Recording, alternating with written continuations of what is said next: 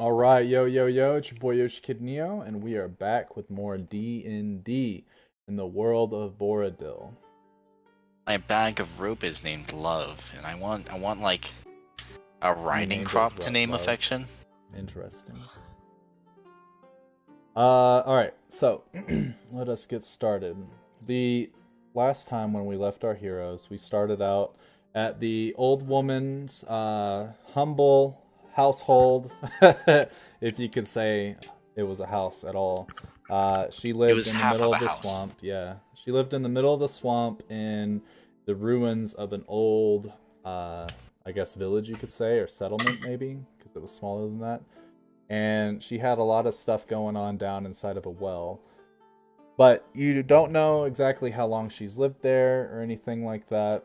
But you started your journey, or you started the last session with her telling a young girl that had just recently transformed into a monster for whatever reason, named Gildred.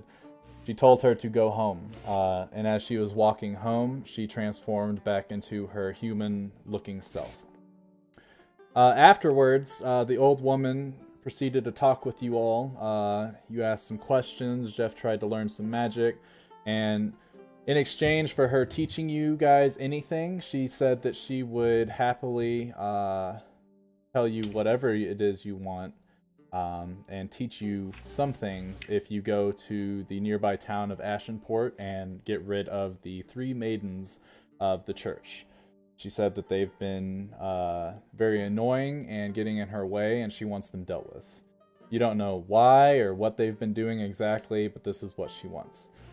When the goblins returned to talk to her, she had told them that they didn't do exactly what she asked, so she would only do a little bit of what they asked. And A little bit of genocide. yeah, a little bit of genocide. But then she also said, "Come back when these adventurers leave, and we will discuss it further." So, at this point, you guys have left, and you don't know if the goblins went back to talk to her or what they talked about, but you have a pretty good feeling that they did go back and talk to her. As you made your way through the swamp, you came across a tree-like thing that was bathing in the muck of the swamp, about the same area where you had fought the shambling mound and ran away from it. Jeff, interested in all things magical, or Jeff, interested in all things magical, approached the tree and started to speak to it, which kind of scared it a little bit. And then he said something about goblins, which made it very angry, and it started lashing out at you. You guys did not take this very kindly, so you put it down fairly quickly. But before it died, it was able to call some of the creatures of the swamp to help defend it, specifically frogs with jellyfish wings. Very strange little creatures, and you noticed throughout your fight that they wielded daggers, which they used only when they weren't able to pull you into the muck with their control of water spell. Other than that, you don't really know what they were capable of, but it's probably best not to find out. After you guys finished them off, you continued to move through the swamp, and because the swamp is, very evil and menacing, you got lost as it started to get darker and ended up finding yourselves on a new path to the town. Along this new path, you heard a scream from a woman, and as you went further down the road, you saw a little ghostly girl sitting in the middle of the road asking to play. For Drake, having no concern as to why a ghostly little girl wanted to play, went and played with her and almost regretted it as she hopped on his back and Oh eventually no, they. no, he definitely regrets it. Well, now he does, but he. She hops on his back, and as they get closer to where she dies, she buried him alive, 10 feet under. You guys were able to barely. Well, you guys actually didn't really make too much of a dent into the dirt before he got worried Upset. and upset that he was going to die, so he used Thunder Wave to move the rest of the dirt, making him look like a Super Saiyan for a short moment, which was pretty cool. So after that, you all were able to run away from the little girl and her ghostly compatriots and make it to the town. In the town, you got there when it was about late evening, so the only thing open was the tavern. You guys went to the tavern, you went to the mayor's place, and you also went to the church. And in the morning, you went to the trader's location. In the tavern, you guys got drunk off your ass, except for Anara and Jif. And I think Nishan didn't partake either. But everyone else got pretty wasted. Hammered. Yeah. Yes, it was great. And then you guys met. It was necessary. You guys met a gentleman, a pirate named Sheldon No Fingers Norton. He asked if you guys would help him get his ship back, if you're able to, or at least do something like investigate the ship and try to figure out what sank it. Other than that, nothing really happened to the tavern. Anara went to the mayor's place and she found a box underneath his chair that she is unable to open because it doesn't take a key. It takes something different, which she hasn't been able to figure out just yet. She also found a ledger that was talking about the profits of the town and where the money is distributed. Most of the profits come from fishing and whaling. They sell the oil from the well, or the whales, I guess, not the well. And they ship that off as an export because oil for candles and for lanterns and stuff like that, as well as siege equipment in times of war, is kind of hard to come by. So that's where they make a majority of their profits from. And they disperse almost 75% of all those profits to the church itself. And that's a pretty hefty load. So Anara knows this information until she discloses it to all of you. You don't understand like their whole commerce and markets and stuff like that. But Anara knows that about 50 to 75% of all income in the town from its exports goes to the church. For what reasons is unknown. Then a lot. It is a lot. Then you guys went to the church and you met 3 maidens. You couldn't really see the other 2 maidens all too well. They were all robed and they had their hoods up. But you know, one of the maidens that approached you, she was an older looking woman. And they were all elven. You knew that for a fact because they talked about how elves used to worship this god named Hermes, the god of the hunt. And his sigil is a boar, and they wore white robes instead of the red ones that you found with the cultist. They told you a couple things, but the most important thing that you got from that whole conversation is they want you to go into the swamp again and kill the old lady because she's been causing them trouble. So now you have you know, 2 people that gave you 2 separate options. Go kill this person, but if you kill this person, you can't kill the person that told you to do that. So, I know Jeff said that he was ready to kill them. So, we know where his allegiance lies for now. And Nishan, I believe, is the only other person that agreed to sort of help the maidens of the church. So at this point, we're kind of at a divide on what you guys are going to do. So I think the question is who's easier to kill. Hey, my Probably internet's, my bad. I'm gonna reset my router real fast, okay? yeah, go for Okay. it. Other than that, the next morning after you all rested, Anara was afflicted with those nightmares again. She's not really sure what's going on, but she hasn't trusted any of you to tell you about it. So you guys don't know what's going on. It's understandable, really. Yeah.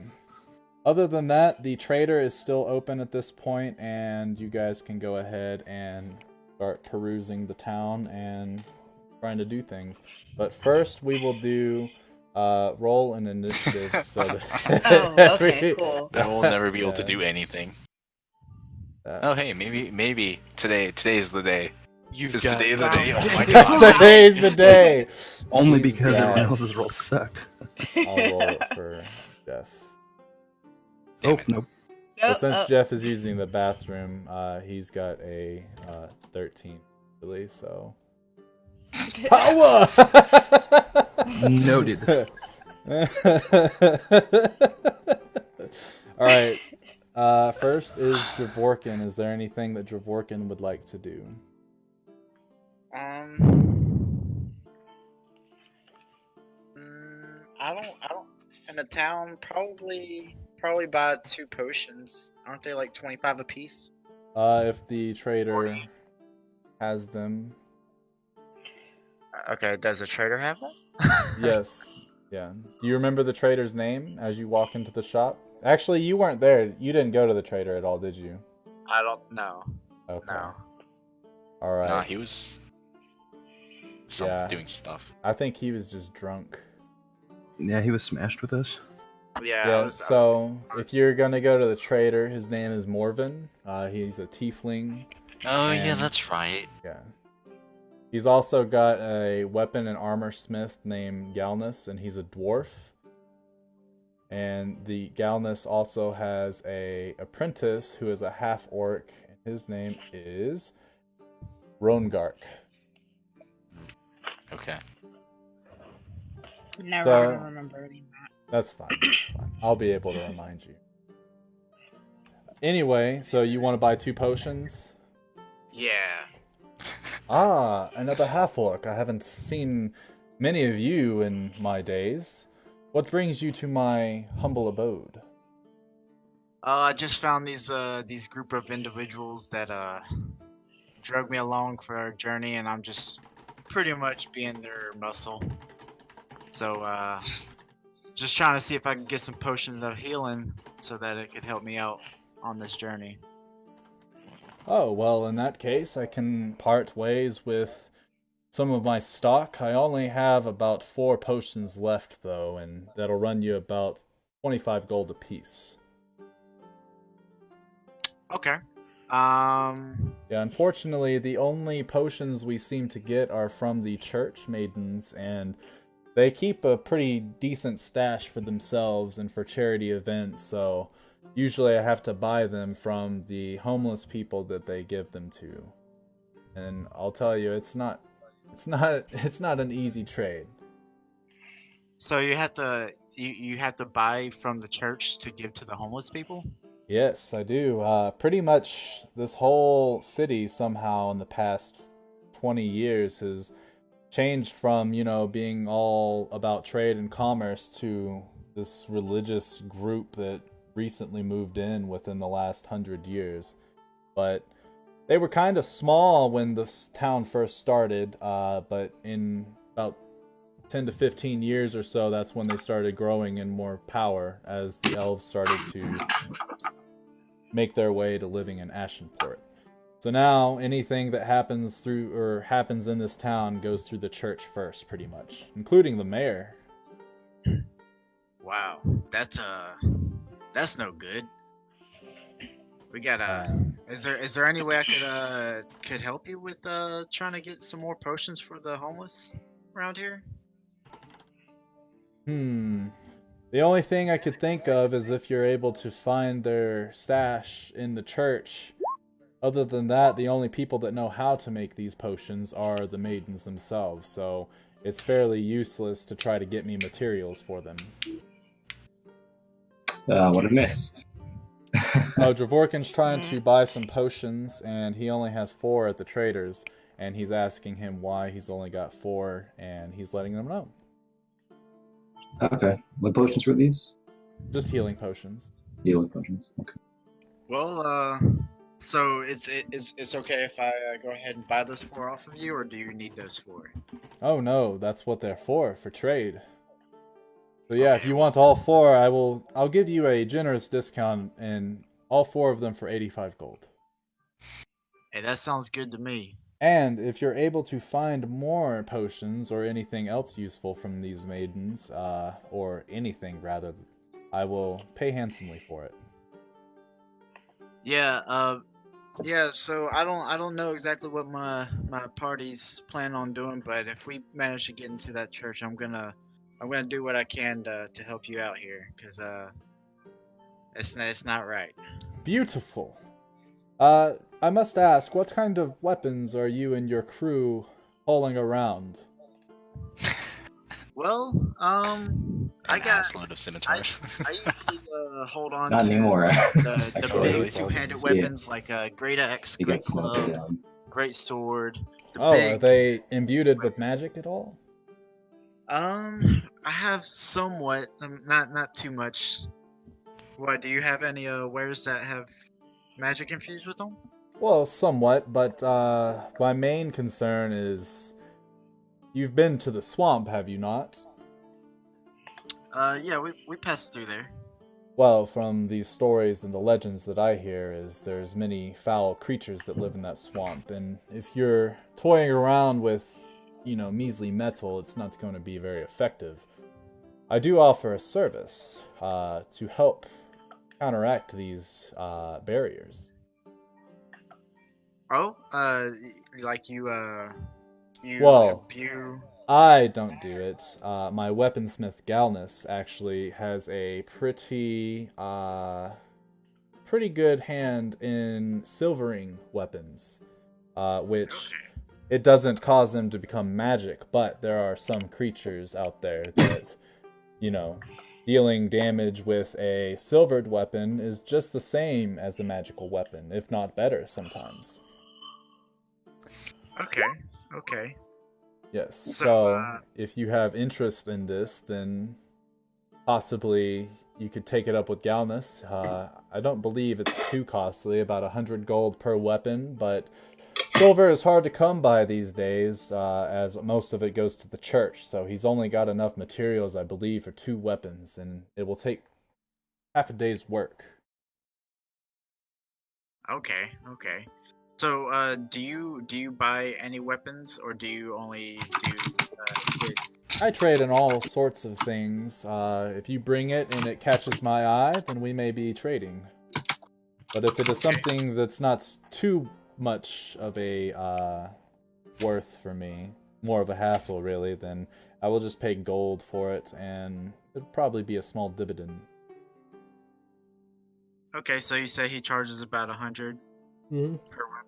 Well, yeah, 100 to silver it, but he's only got enough materials to do it for 2 weapons, and it'll take half a day in order to silver them. So that might be something you might want to tell everybody, just in case somebody wants to get their weapon silvered, because it could be helpful. Okay. Alright, well, I let the party know that.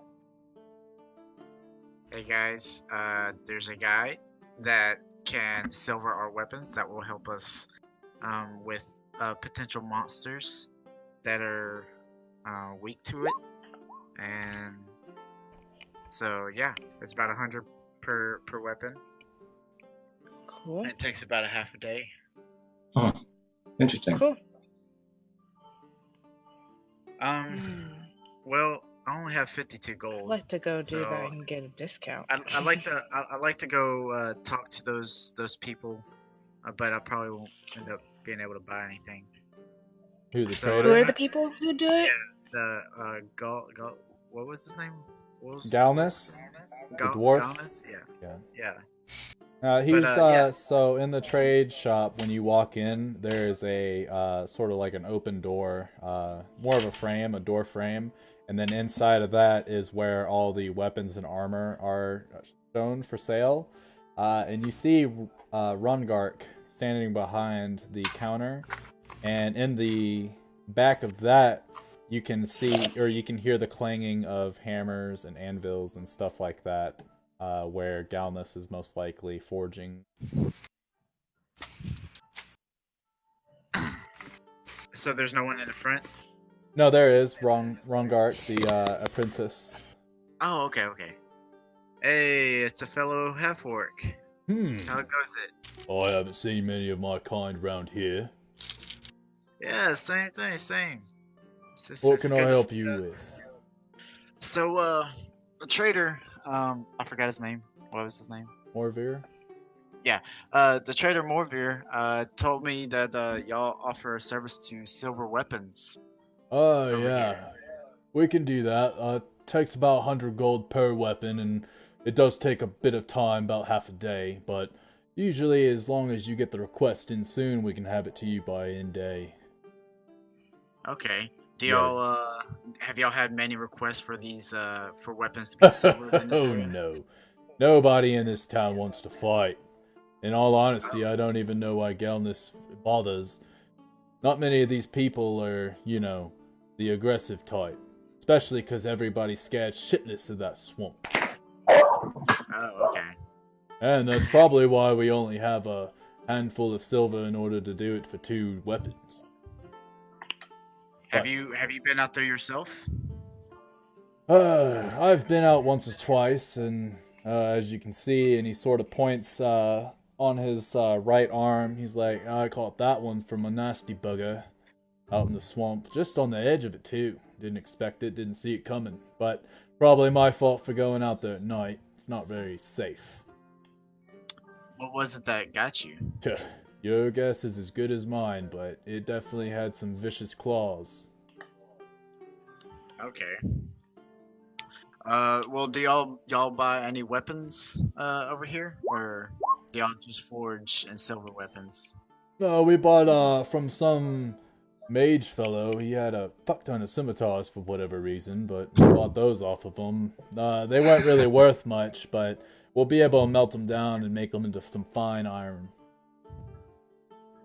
Okay. Well, I have a great club here that I'm trying to get off my hands. And he takes the great club from you and inspects it. And he's looking around. Well, what's so special about it? Well, it has light use to it, so it still is pretty sturdy. But there's no significance. It's just a normal old great club. It's in great condition, though. Great condition. I can see it. Looks like you haven't even played whack-a-mole with this thing. Yeah, man. I got this great axe here, and I end up using it more often than I do the great club. So. Well, how about this? I'll trade you the great club, and I'll silver one of your weapons for you. Okay, we can do that. All right, I'll just need the weapon for about half the day. All right. Well, I'll do the great axe +1. All right. So you can go ahead and add to type in silver great axe +1. But until we get to the evening, you won't actually have it. And then also get rid of your great club. Alright, you said silvered? Yeah, just put silvered. Alright, and then you say get rid of the great... Is there a way to just, like, get rid of it quickly? Or do I have to just undo everything? So check this out. You see the lock and key button at the bottom? Yeah. So when you click that, you're able to rearrange all those items, and there's also the trash can on the right-hand side. Oh. So that's how you would do that. Okay. So he grabs your great axe and he's like, Galnus! And you hear the clanging of hammers and steel stop for a moment, and he comes out, Hey, what you got for me? Go ahead and silver this weapon for our good friend here. What'd you say your name was? Javorkin. Javorkin. Got him a special deal, so you can take that out of my pay. But, yeah, silver this one right up. Ah, righty lad. He's a good fellow, and he points at you, Javorkin. You better not lose this one. I'll do my best. Alright, let me go get right to work. And he closes the door behind him, and then you can hear he's starting to work on it. Yeah, human orc, Martin. At least to the best of your knowledge. I don't think any of you have actually delved into your backstories. But typically it's half-orcs or humans and orcs. Alright, next for Drake. What would you like to do in our humble town? Let's see. I was gonna sell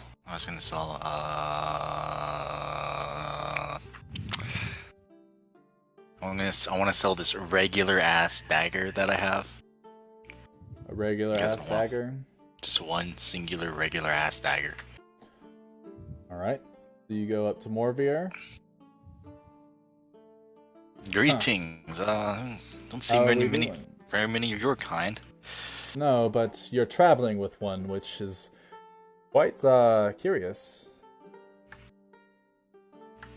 Anyway, what Yes. can I do for you? I have two tasks here. I want to sell this dagger. I pull it out. It's Mhm. just like whatever, flourish it a little bit. And I set it lightly on the table.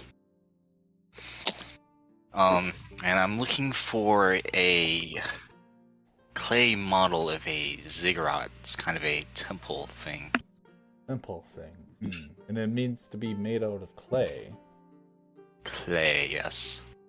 Well, and he Yep, starts small. rummaging through the random stuff that he has behind the counter. He's like, well, I don't have anything that matches that description, but the maidens may or may not have something. And absolute worst case scenario, Galnus might be able to forge you something out of clay that matches that description. Ah, Galnus, he's... I Yeah. hear some forging in the back. Is he a smith? Oh yeah, he is our weapons and armor smith, which kind of ironic because we are, pretty far away from other civilizations. We do most of our trading at other ports as opposed to our own. So unless somebody came to attack us, we've only got the town guard, which, that's pretty much what he works on every day, or side projects that he feels like doing. I mean, I do know that there's a dangerous-looking swamp a bit of ways away. I guess Yes. no one wants to deal with that. Nobody wants to deal with that, that's for sure. A bunch of these people, actually most of the population of this town is Elvish, so they don't really like the disgusting, gross, grotesque swamp area. So you wouldn't catch a single one of them dead in it. How do you manage to live here? I know the elves aren't particularly... They're not fond of Infused. anybody else, but they do pay well for our services, so that is pretty much the answer I can give you. Well then. I guess I look through his stuff for a ziggurat? He doesn't have anything for you. He doesn't? Oh, he looked through it, okay. Yeah, he looked through it and he told you he can either have Galnus make something special for you, or you can go talk to the maidens, but you'll have to let him know what you decide to do. Frederick vaguely remembers stumbling towards the temple last night, drunken and dirty, and shudders at the thought of having to deal with them after that display. Mm-hmm. So he asks, how long do you think it would take Galnus to make a small clay model? It shouldn't take him too long, maybe an hour or two. But he is silvering a weapon, so it would take 3 hours for Rongark to do it, and it might not turn out as great, but he is an apprentice and he does some fine work.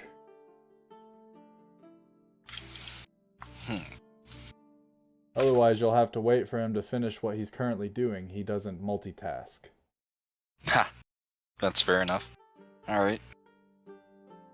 How much can you give me for this dagger?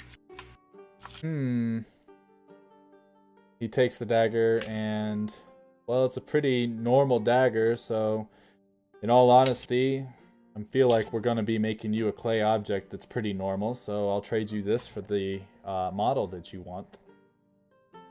Sounds wonderful. I'll strike a deal with that. Alright then. Go ahead and tell Rongark over there exactly what you need, and he will get to work on it right away. You hear that, Rongark? Oh yeah, I hear it fine. Just give me a description, exactly what you want. And then you don't have to, go... I tell him what a ziggurat looks like yeah. in great detail. Do you want the little stairs and stuff all, like, finely crafted? Is that what you want? Yeah, just something I can. Do you require the sacrifice to be seen on the top? I do not. Okay, well that should probably take off at least 30 minutes, so I'll get to work on that right away. Alright. So he goes to the back where Galnus is and begins working on your clay object. So that'll do it for you. Next is Jeff. Do you have anything you want to do in town? Let's see. What's available besides the store I already went to? The trader, and really the only other place would be the tavern to talk to Sheldon, or you can go and talk to the maidens, or you can try to go and catch the mayor maybe, but who knows if he's busy or not. Who was Sheldon again? Sheldon No Fingers Norton, the pirate that guy. fellow. That Which I have a voice for him now, so. Okay. I want to go around to the docks looking for feathers. Or a seagull. Yeah, or a live seagull, some sort. As you make your way over to the docks, you can hear, not barking, but you can hear the of, you can see seagulls doing their, I mean, they don't really caw like that, I guess, but you hear seagulls flying around. You can see the fish jumping out of the water on the side. And as luck would have, actually roll me a d20 real quick. Just press that D. Oh, well, that's unfortunate for you. So as you're walking around, one of the seagulls starts flying towards you a little bit, and for some reason it doesn't seem to have seen that you were there. And right before it gets into your face, it freaks out and dodges your head, flying up and shitting on your head as well. So now you have some bird shit on your head, and attached to it is a seagull feather.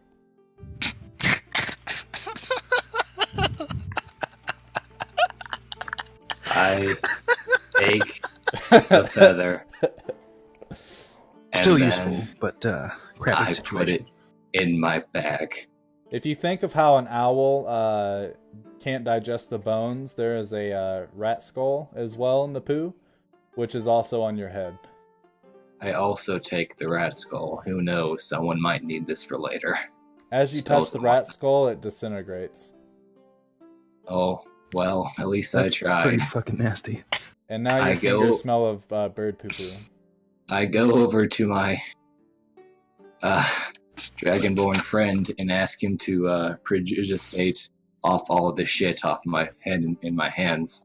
So you go inside of the tavern, find me playing, and sort of like gesture to me with your shitty ass hand. Hey! I see you're busy. And I wait outside with my head hung low. Okay. I guess I come outside. I'm like, hey, what do you? Oh God!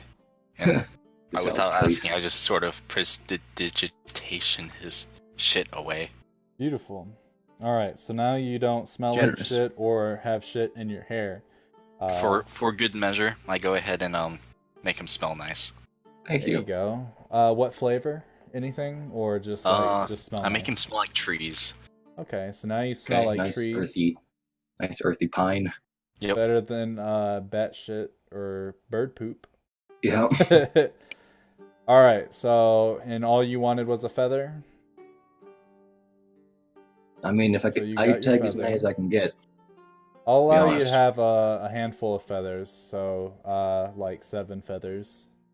Okay. I pick up some non-shit feathers off the ground. Why didn't I do this from the beginning? Anyway, so Jiff is done. Next is Adeline. Alright, so he'll probably follow the sounds of clinking metal to the blacksmith, wherever the heck that is. Okay. And going in, he sees the dwarf there. Ho, dwarf. Pleasantries and such. Aye, nice to meet you. Go talk to Morvir. I'm quite busy. Alright. Rip. So, yeah. Thanks for that. He goes into the other room. Another customer. Seems to be a lot of you coming in. Yes, well, we Are did you a arrive. friend of Inara's? Yes. I Beautiful. came in with her. saw that she's been here. I thought I'd speak with your dwarf friend, but he appears to be busy.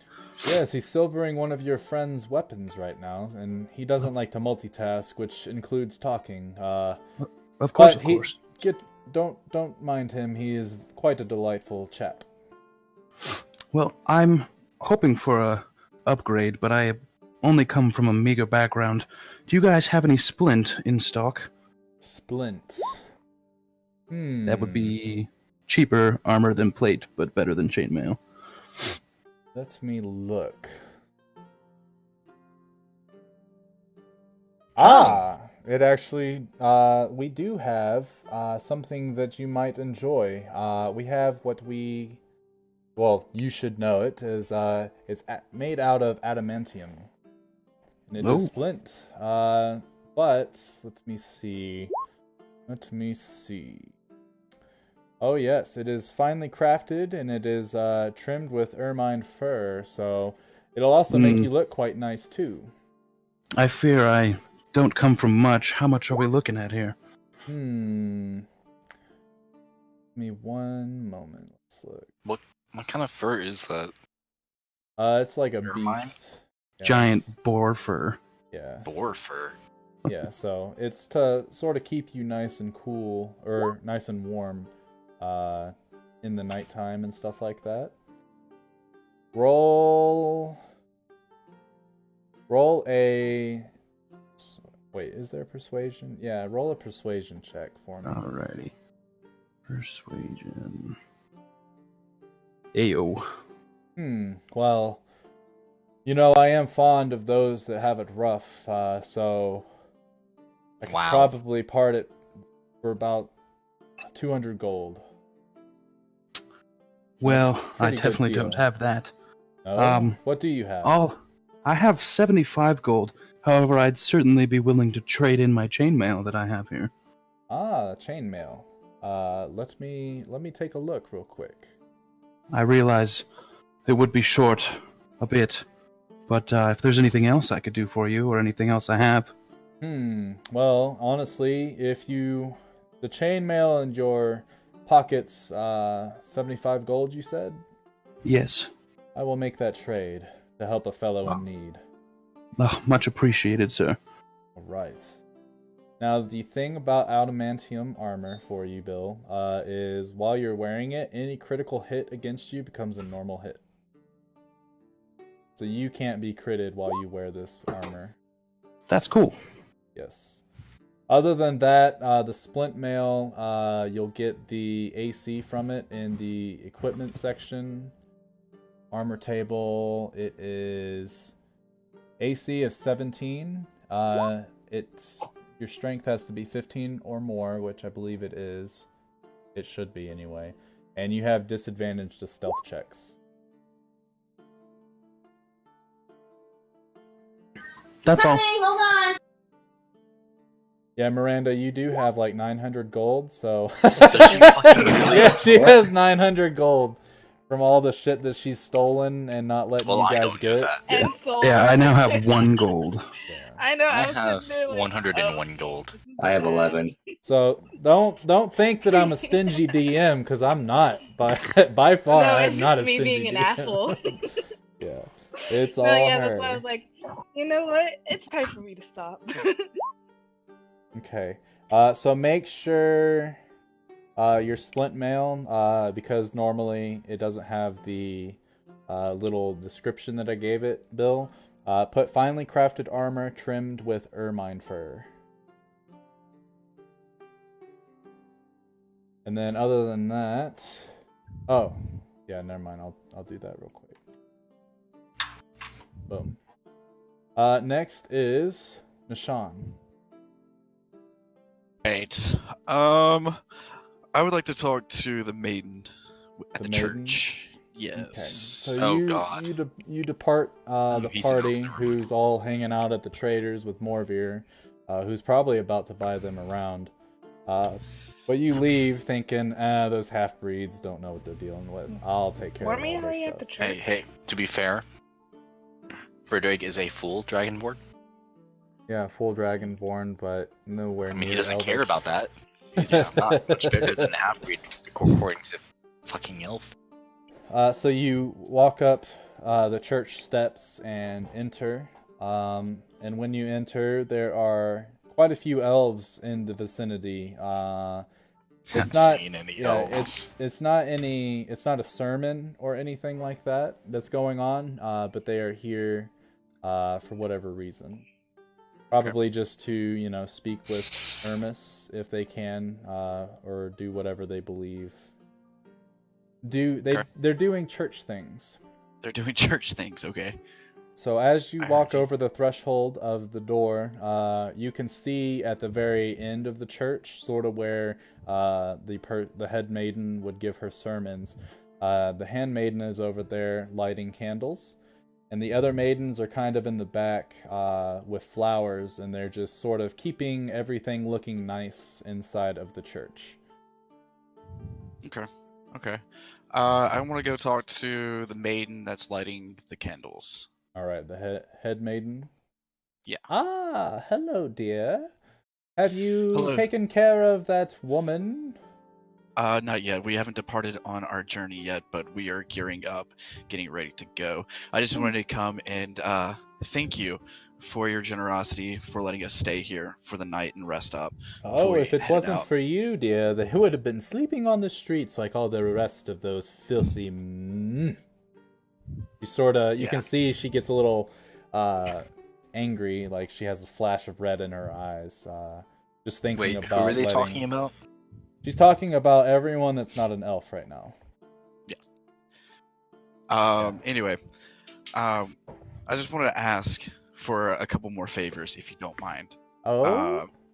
Yes, it's not much, but I was doing my studies last night, and I happened to learn 2 new spells. One of which is I need a flask of water, and another one is I need a holy symbol. A holy symbol? Yes. I was hoping, with your gracious generosity, could you provide those 2 items for me? Very political. Well, the water will be no issue at all. Does it need to be blessed or anything, or just a vial of water? Just a vial of plain old water. That's all I ask. Perfect! And you can see her look towards one of the other maidens as she's talking to you. Akita, dear, fill a vial of water for our good elven friend here. And then you can hear the grumblings from the other maiden. Yeah. Hold on. Let me get my female voice changer on real quick, and let me try that again. Yeah. Oh no, please don't. Yeah. All right. Anyway, so she walks towards the back and closes the door behind her. And she returns a few moments later with a vial of water. Now, this holy symbol that you were talking about, does it have to be anything specific? Nothing specific. I just need something holy.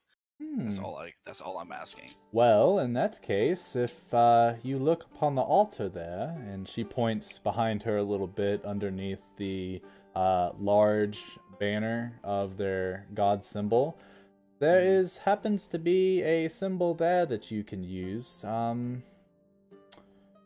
I don't know if it has any magical properties or not, but you can definitely use that for the time being. I will ask for it back if you find another one, though.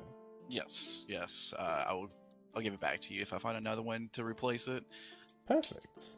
So you can add to your item list a holy symbol, and then I guess in brackets put boar. That's what the shape is. It's the symbol of the boar, which is Hermes's symbol. Cool. And I'll add some water on top of that too. Yeah. Okay. So you get both of those items. Now, is there anything else, dear? Look, I just wanted to tell you now that I'm away from everybody. Oh my god. I like where this is going. Look, I don't. The only reason why I called my friends "quote unquote" friends is because they saved my life earlier. I'm really trying to stay away from them as much as I can because Oh.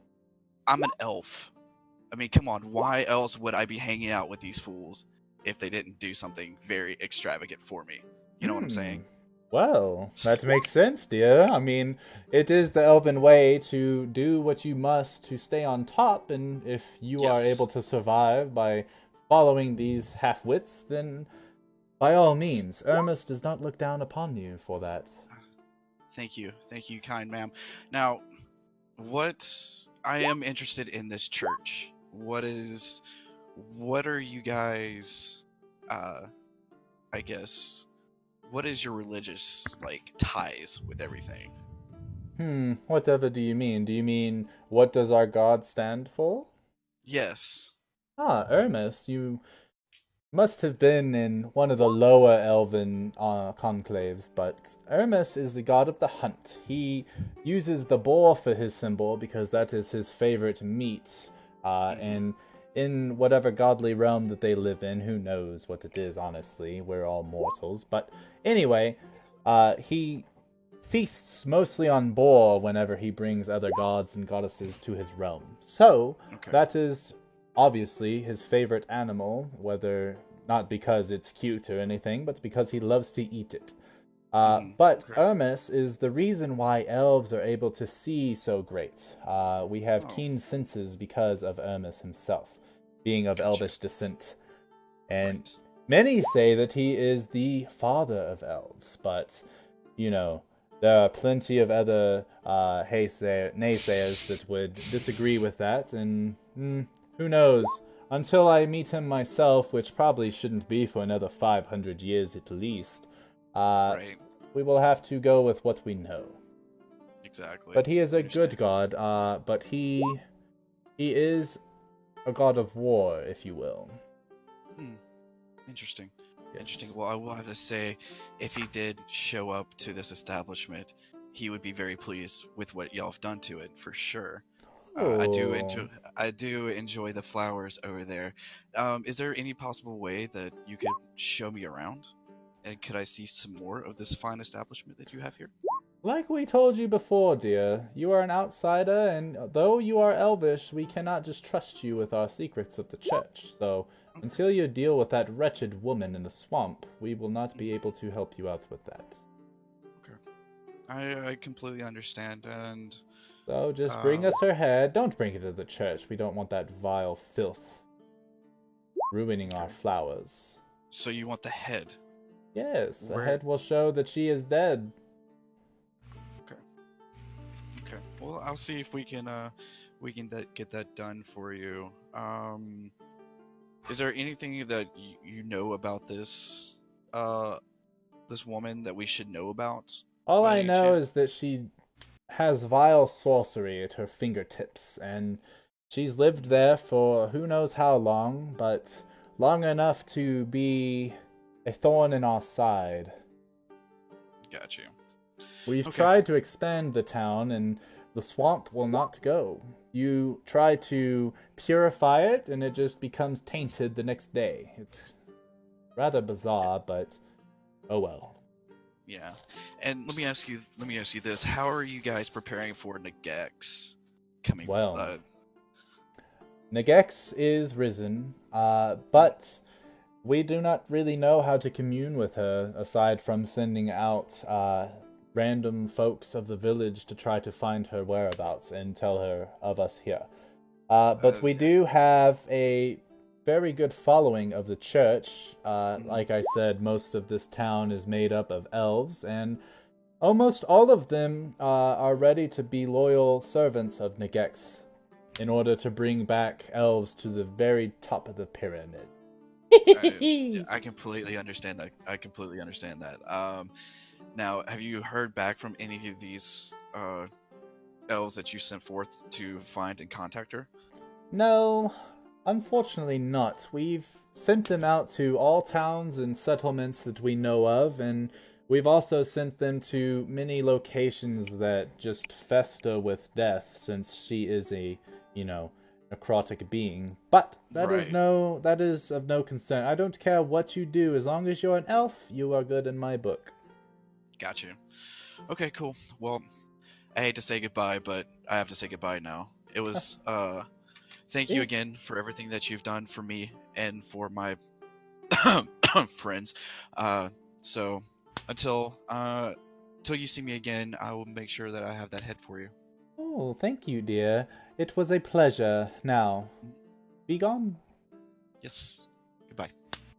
Okay. And I walk away. Pretty harsh words there. That's hilarious. Savage as fuck. Yeah. Alright, well, next is Anara. All I really want to do is take a look at that box some more and see if I can find out some more details about it. Okay, go ahead and Search roll an roll anything? investigation. Cool. And then explain exactly what are you looking for? Like, what are you looking at? So you have a box, and it's your normal looking box. It's probably about the size of, think of a box that would hold a watch or something like that. So not too big, just a couple inches in diameter and depth. So it could probably hold a pocket watch and a couple other heirlooms that are small. It is made out of elf wood or something like that. So it's a pretty rare material that you can tell, but it means that there's something important in there. As for the lock mechanism itself, it's kind of like just a square, and it looks like you have to place something against that square in order to open it. Almost like a magnetic. It doesn't feel as if it's magical or anything like that. It feels as if you have to have a specific object that when you place it against that square, it'll undo the locking mechanism. Does it feel as if I could also that it might be weak enough that I can use something to pry it open, like a crowbar or anything? Like, is the seam big enough to fit something between it? No, you would not be able to do that. Okay. Is the wood like a kind of wood that can't be cut into or anything? No. You look it over as many times as you can, and you don't see any other way to open it besides whatever object is needed to fit against that square. You feel that if you were to try to force your way into it, all the contents would be destroyed in the process. Okay, got it. Because it's not fragile material whatsoever, so you would have to use a lot of force. Okay, I wouldn't be able to like drill into it or anything, or drill into the lock and break the locking mechanism. No, you don't have those. You don't have that kind of. I mean, I could tools. buy that. I could probably buy those tools or make them. You won't. Not in Russianport. No. I mean, you could find them, but that isn't gonna work on here. this box. Yeah. Okay. Do I have? I would probably have to meet the mayor because he's probably keeping it with him, huh? Probably, or he's got it hidden. Those would be two conclusions that you could draw. Okay. So for now, I'm trying to decide if I want to hide it or not. I'll keep it on me. We'll see what happens. All right. Yeah, that's all I wanted to do. Okay. I literally don't care about anything else. All right. So as you guys are all hanging out, doing your thing, you kind of sort of gather back together while you're waiting for Dravorkin's weapon to be silvered. So you're all hanging out, and then all of a sudden, from pretty far, like probably a couple blocks down the road. Kinky. Wow. All right then. Nope. Nope. It's about. We forgot about the demonic girl. Is that the same shit? So. The ghost girl. So as you're all sitting there in the traders, you hear that it's a little more faint than what it sounded like over the Discord. But you walk outside and you see a couple folks like looking outside of their doors as well. Oh, what the hell was that? And then you see somebody running. It came towards what the hell is that? family's name? Mevins. It came from the Mevins house. Mevin, are you talking about Horville and Lily Mevin?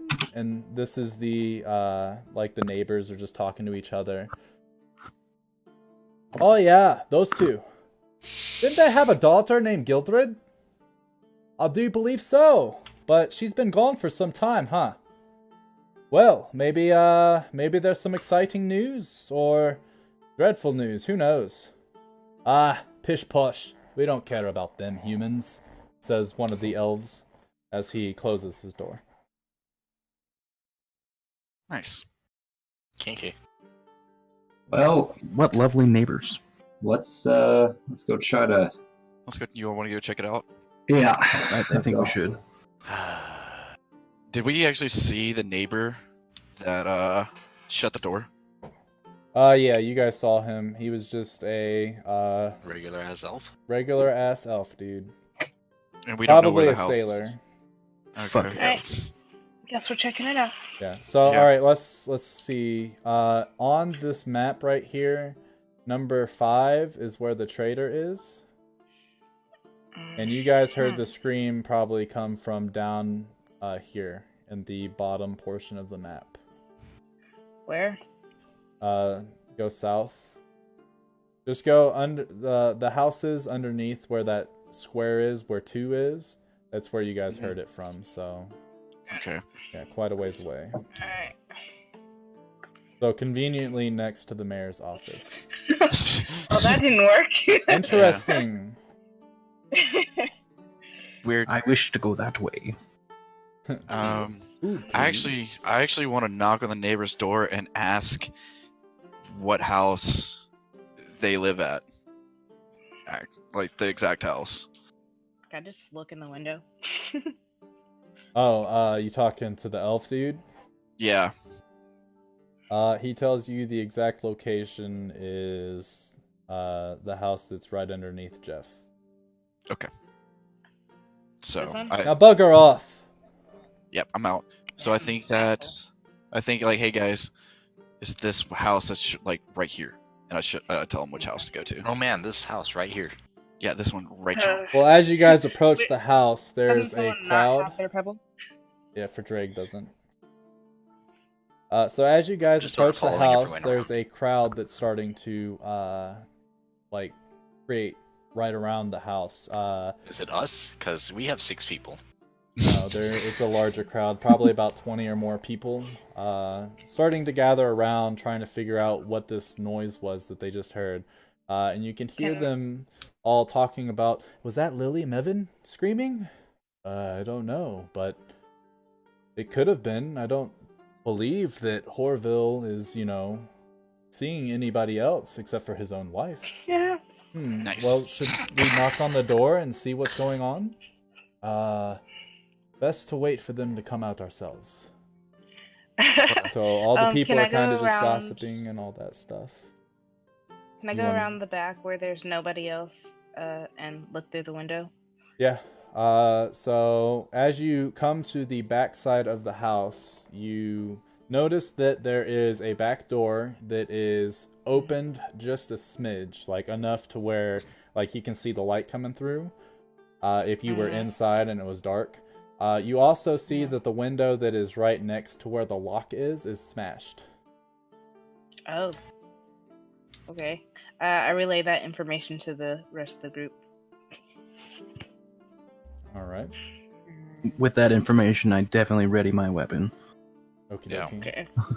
So who's going in I first? see Adeline ready So his weapon. I'm Adeline, like, oh yeah. my god. As you do that, the townspeople look back at you. Whoa, whoa, whoa, whoa. There's no need for violence here, sir. We do Well, not know sure what sounds like happened. Yeah. Yeah, that doesn't phase me in any way. So do we want to do this? Do we want to knock or do we want to Leroy Jenkins this? That's the question. Leroy Jenkins.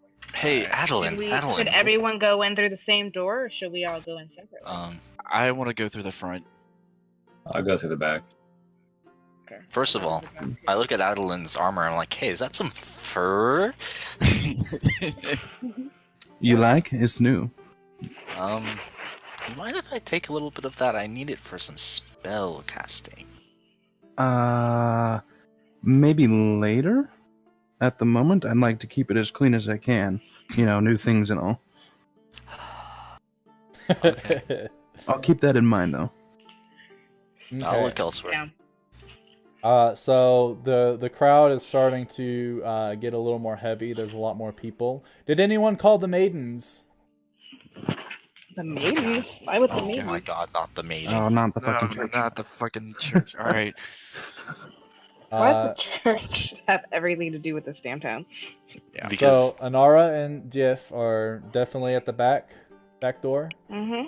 Yeah, I'm at the front. Yep, I'll be right by him. And do we want to knock or? No, I'm just gonna walk in. All right, I'll be right behind you. Word. Okay. So as you go to That was all the conveyed I'll telepathically. Can I stealthily go in?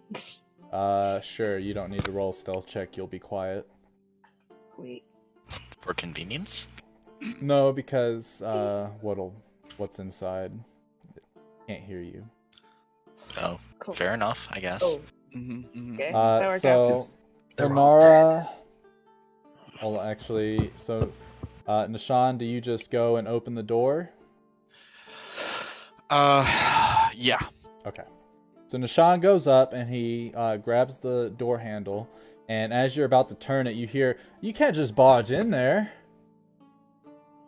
Watch me. Oh my god. So you turn the handle and you open up the door, and you see two bodies in front of you. Oh, that's nice. Oh Well- dear! Oh my gosh! It's Horville and Is that Gildred? As you look past the bodies, you can see a human girl, roughly the age of 13, standing above the two corpses. But you notice that there is no blood on her, but there is blood all over the house. That's so not fair. That's Can we- oh my gosh. Bunch of people looking on, and obvious monster that we know of. Well, to be fair, they see Nishan opening the door and just see that the little girl is in there by herself with Yeah. a bunch of like murdery people dead. Yeah. They're dead. So Inara, Yeah. you open up the back door just a little bit, and you start to walk inside. Jeff is outside, just hanging out. And you are kind of in like, think of like a back storage area with another door that is also wide open that leads to the kitchen. From the kitchen, you can see the front door area, and you're able to see as well Gildred standing there above these two corpses. But there's blood splattered all over the room, but there's not a single drop on Gildred. If we do perception, would it give us any extra details? Not with perception. You would have to tell me exactly what you're Like, looking for and stuff. I'm you looking know? specifically for cause of death. Yeah, basically Like cause rip death or like throats a or- possible escape route or something like that. All right, so Adeline, you walk over to the bodies then. Yeah, sure, that's fine. So as you're walking over to the Being bodies, very wary of the girl. yeah, Gildred looks at you and she's like, "Please, I did not. I swear to you, I did not do this. It was them, Who is them? the maidens. The maidens. The maidens did this. They wanted to frame me. They do not like me. Why do they not like you? They've never liked me. They've always liked her." Who is she pointing to? Well, she's not pointing to anyone, but she is talking about the little girl that the maidens took in, whose parents were killed outside of the town.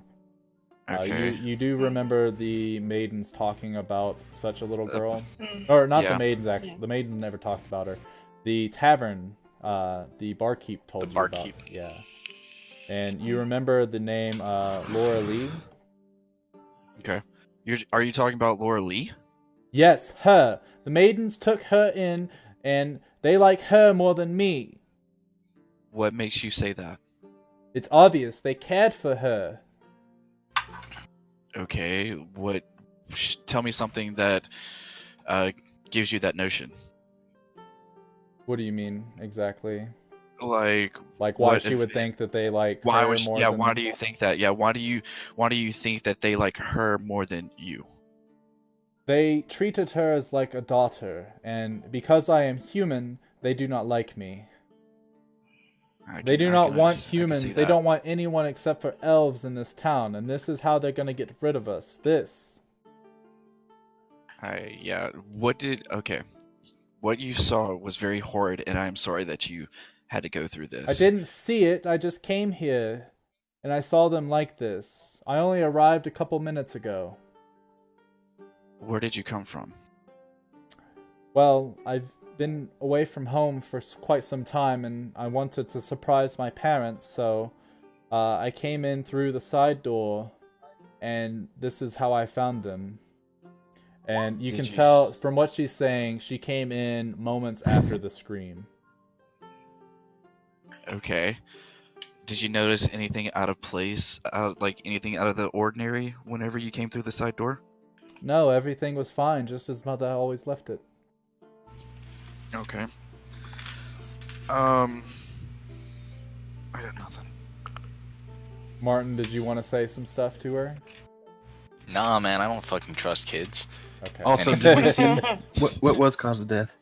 Oh, so yeah, Adeline, roll a Yeah, investigation for me. Investigation. Kids are fucking evil. May I do the same? Only You one probably person. roll better than me. Yeah. So Adeline, you look over the body, and you notice that the father is wielding a dagger, and it has blood all over it. You look at the woman who is fully clothed. They're both fully clothed, obviously, but there is a red blotch in her stomach area where likely a stab wound occurred. It appears that he stabbed his wife and killed himself. As you look over the father for cause of death, you don't see anything. Oh, that's fair. You don't see any wounds or anything, but you see the face of horror, as if he had witnessed something and died from witnessing that. Like himself killing his wife. Possibly. think of the Ring in a way. How when she looks at you or whatever, your face is all fucked up. Petrified. Think of how that looks, but like on a lesser scale. Yeah. Like not as bad. Well, I'm gonna turn to the crowd and say that obviously I don't believe what I just said, but I'm gonna tell the crowd then, that are probably gathering outside, going, "Oh my God, what happened?" That he stabbed his wife and then took his own life. Oh. Really? Maybe it'll Just help. gonna tell them? Oh, Yeah. really? Well, I mean, they can see that kind of. So as you say that, you hear a bunch of murmurs, and then you can hear a couple of folks talking in front of you. The grief that Lily must have been through after Gildred was taken away. It must have just, destroyed them. And I guess Horville just had enough. Sold it. Nice. We'll play. Damn. We'll play. So as everyone is talking and stuff, excuse me, dear, excuse me, move along. And here comes the head maiden, and she walks in. What gives you the right to be in this house? Oh, God. She sort of covers her mouth, looking at the scene. You! And she points at Gildred. You were taken. How did you come back? Why did you kill your family? And Gildred kind of looks at her and stares. No, you did this. This was your doing. You and your maiden cronies. You dare what's the word? Accuse me and my friends of the church? Where are the guards? And she calls back to the townsfolk, and they're, oh, right away, ma'am, right away. And a couple of them run off towards the town hall. We will deal with you momentarily. For now, I will ask again. And she looks at Adeline. What are you doing here? This is an official matter at this point, and you are not on the payroll, as I recall. Half of wit.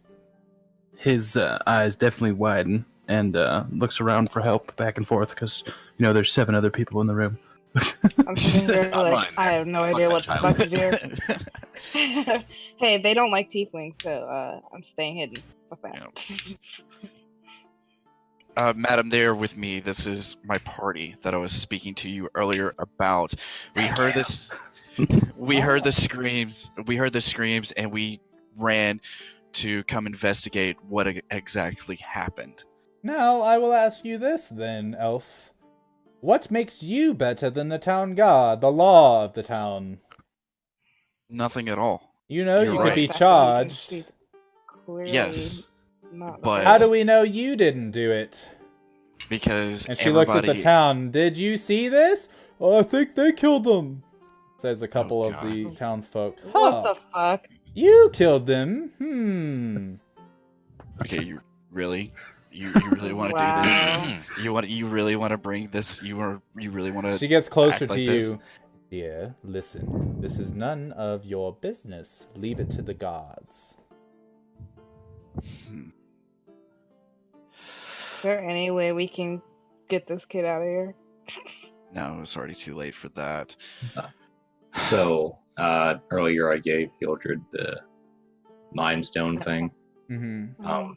Is this still the same girl? Because I thought she was walking off as this, like, ogre-looking thing, and Yeah, so And- what you saw walk off was it was definitely a taller figure. It had pitch black hair and the skin tone of like a very dark purple.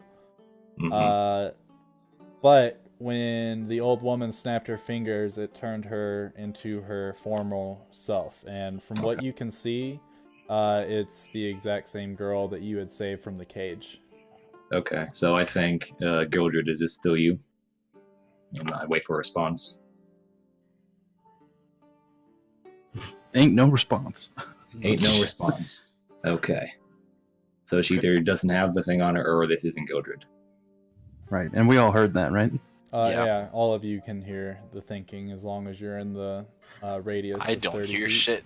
Yeah, He except doesn't- for Drake. yeah. For Drake doesn't hear it. So yeah, you called out Gildred's name and you didn't get a response. Okay. Really important if you can hear me. You really need to say so. Gildred just continues looking towards the old maiden. Angrily? I'm gonna smack you upside the back of your head and look back at me right now.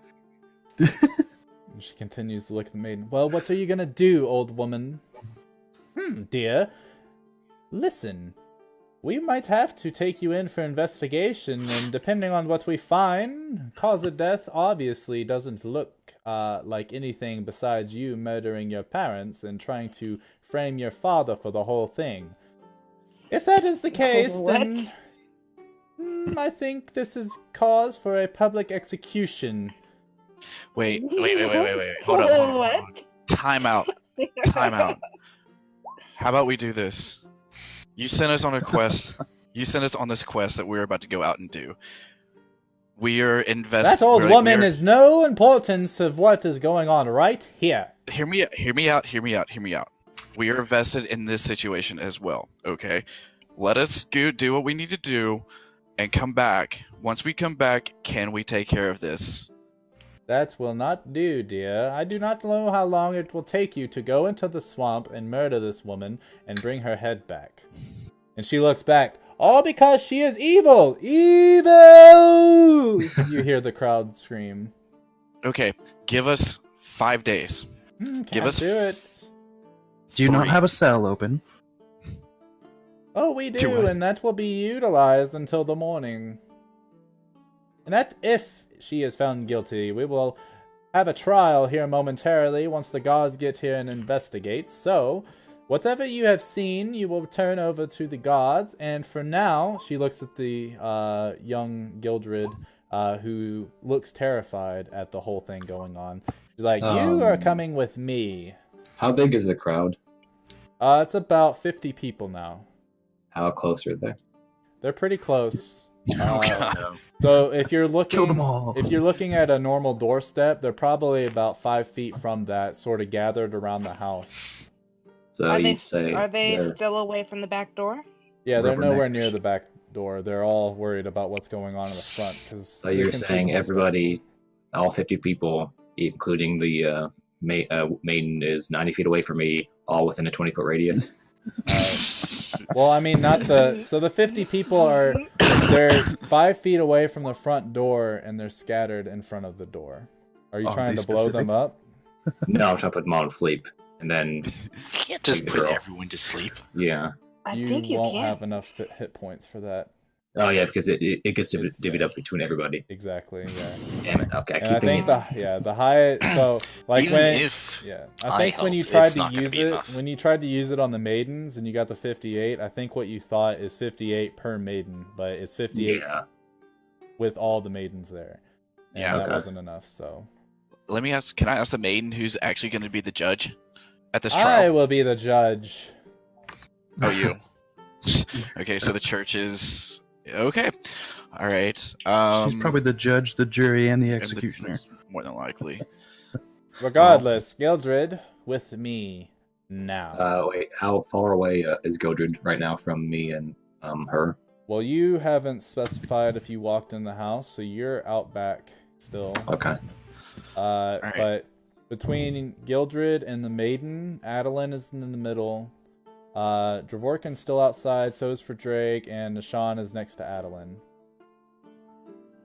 So Adeline's probably about arm's reach away, only because Gildred is right next to the bodies and Adeline is looking over the bodies. So I'll stand up and put my hand on her shoulder and sort of hold her back. Who, Gildred?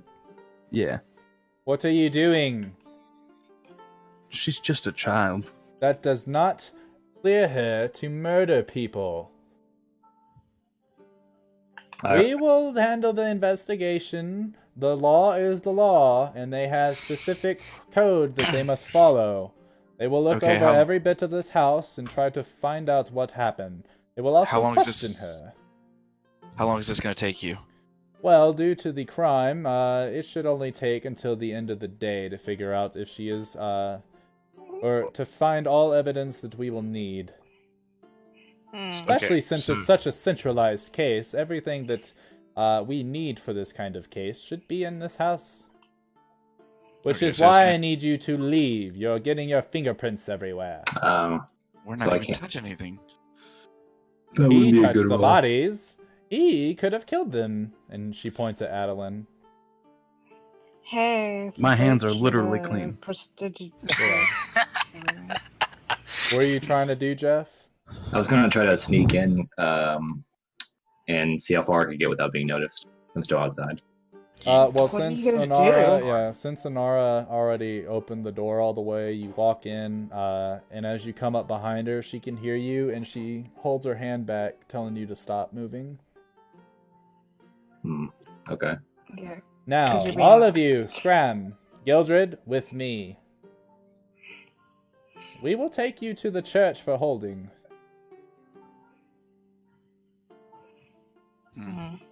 Gildred reluctantly pushes Adeline's hand aside.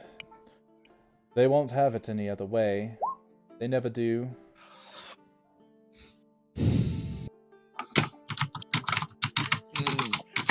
As she's walking away, she looks back. Please, just whatever they find, try to find more. I swear to Alright, you, it wasn't let go of her me. shoulder. Alright, so Okay. she says that Not and happy, she walks away, and the maiden holds out her hand, and before Gildred can grab it, she snatches it away. Don't touch me, girl. Humans. Ugh. This way. And as she starts moving, the crowd sort of parts to make room for them. Make sure they leave, and tell the gods to talk to them all. I will have Gildred at the church, so tell them to come and question her as soon as they can. And they start to walk off into the distance. They're going the distance. I agree that we should go speak to the mayor. Yeah. As they're walking away, the crowd starts to kind of disperse, and a few of them stay behind, but they're not really paying attention to you because they're all huddled together talking. So none Can of I- them have eyes on you. Okay. Can I Okay. walk? I would like to walk over if to them you- and like overhear what they're talking about. Okay. So they're all sort of just huddled and do a perception. See if you can hear it all. Jesus. Okay, so they're all talking. Do you really think that Horville could do something like that? They've been married for years. I don't know how long, but I remember they met when they were young kids, did they not? Yeah, that's what I've heard too. So, for him to just all of a sudden up and out his wife doesn't make any sense. There must be something else to it. Now, you both remember what the maiden said. He was obviously distraught, wanted an end to it. And this is his way of doing that. So, whatever the maiden says it is, that's what it is. The three gentlemen that you hear talking, one of them is a elf, the gentleman that agreed with the maiden, and the other two were human. Interesting. Okay. Can I talk to the elf and see if he knows where the mayor is? The mayor should be in his office at the town hall, and he points across the street. He's like, he's a pretty busy guy, though, you know. It's not every day that you run a whole town. Yeah. Well, do you know if I would be able to go speak with him on a very definitely important try, matter? but normally he doesn't see anybody. But I guess since you're an elf, maybe elves have a higher spot in this town than everyone else. I've noticed that. Okay. You guys well, thank you for discuss stuff real quick about what your next moves are going to be. I'm going to go pee. Okay. Okay, so before all this happens, let's just say Onara shares all that information she has about. Oh man, all that information. All that information. Same. All that information. So like Frederick the whole is suddenly 70% of the profits being taken to the church and his possible affair. I asked Onara if she happened to see what race the mayor was. Nope. Nada. I'm gonna assume he's elvish. Yeah. Yeah, that's a good assumption. Yeah. I'm thinking what we could do is get the mayor in our back pocket, since we have this information against him, see if he cannot delay this. And see if he doesn't, you can use some of that information to hopefully blackmail him somehow, or if it doesn't work out, we can always get her out by I could forge a document done by the mayor if we have to. Right. If worse comes to worse. Yeah. I could see she has to be freed or taken to some other town to be executed, whatever. Alright, I'm back. Okay. So Onara shared all her information and we're talking about plans. Like all your information on the town and stuff? Yeah, on like the thing with the church having 70% of the profits, his possible affair, and about the box. Okay. What's in the box? So it's my dick in a box. Whatever we do, probably gonna upset the town. So we probably need a fast way to get out of here, like a certain boat or something that we might, be able to get. Hint, Don't we already have a boat? Not a ship. Okay. Oh, like a real one that really. Maybe we need to go talk to the captain, see if he has a boat. No, the No Finger guy. Yeah, the No Finger guy. Yeah, see if we can talk to him, get a boat. Oh wait, no, we have to go get his boat. As I recall, he doesn't actually have the boat. He's just like sunken or something. Yeah, we have to go find it. Yeah, he told you guys that as he was coming back to port, they saw that woman that was stranded in the ocean. They went to pick her up, but she was so hideous that they turned around. Moments later, their ship was overtaken by merfolk and sunk. Yeah, maybe he has a buddy that has a ship that it will loan us out. Yeah. Either way, I feel like whatever we do, the town's not going to be that receptive towards it. Happy with us. And they might drive us off. So, because it looks Borky might want to get his axe before we leave. Yeah. Yeah. Not enough time has passed for him to get it yet. Okay. Yeah. So what can we see around here? Immediately. Anything else we can? What else do we see ready? If we take some time to look at the bodies or the surroundings or any extra fine details on the furniture, signs of struggle. Tell me what exactly you're looking at, and so let me paint. I guess I'll paint a better picture. So you've got the room that they're in is your standard entryway to a house, and then sort of a living room area. There's a fireplace on the right hand side. there are stairs that go up into the second story of the house, and there are like pictures and paintings all over this living room area. There's not much in forms of furniture, but there is a table that sits 4 in the kitchen area. And then it's like an open kitchen, so it goes from the living room into the kitchen. And then all the other rooms are upstairs. So you've I'd got like to take random a closer decorations look. and stuff.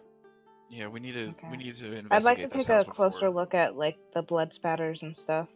Okay. And Like just the ones on like just all around. Yeah. Yes. See if there's like any patterns to them. Nara, go ahead. Wow. All right. Wow.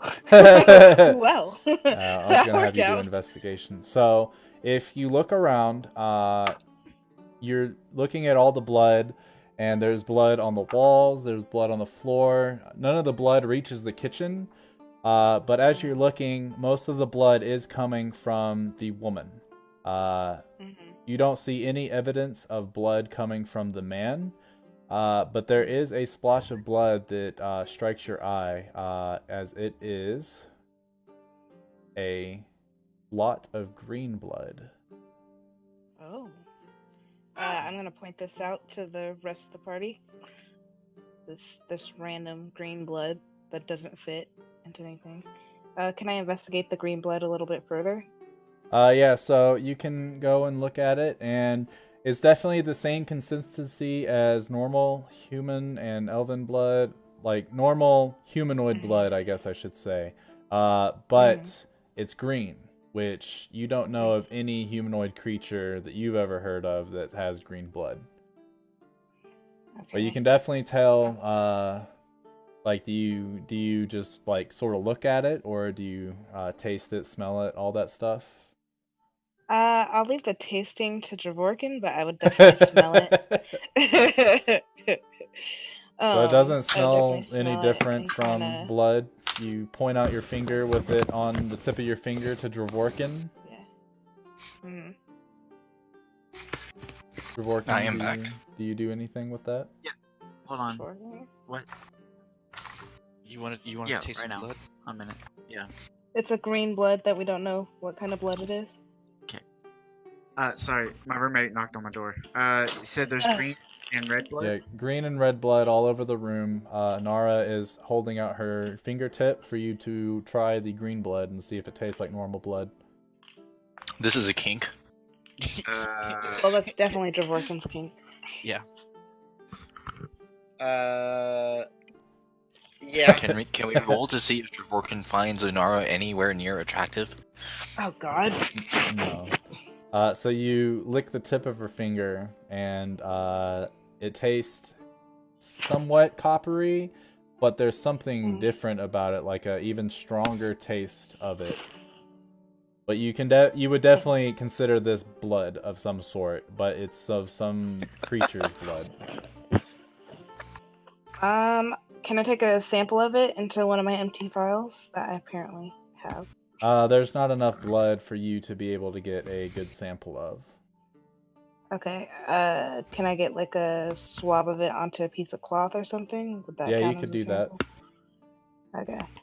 Yeah, you can dab a little piece of cloth into it, and you can put that in the vial, I guess. Okay. Is I'm there gonna do any, that. is there any possible way that I could check to see if there was like any magic performed in this house recently, or no?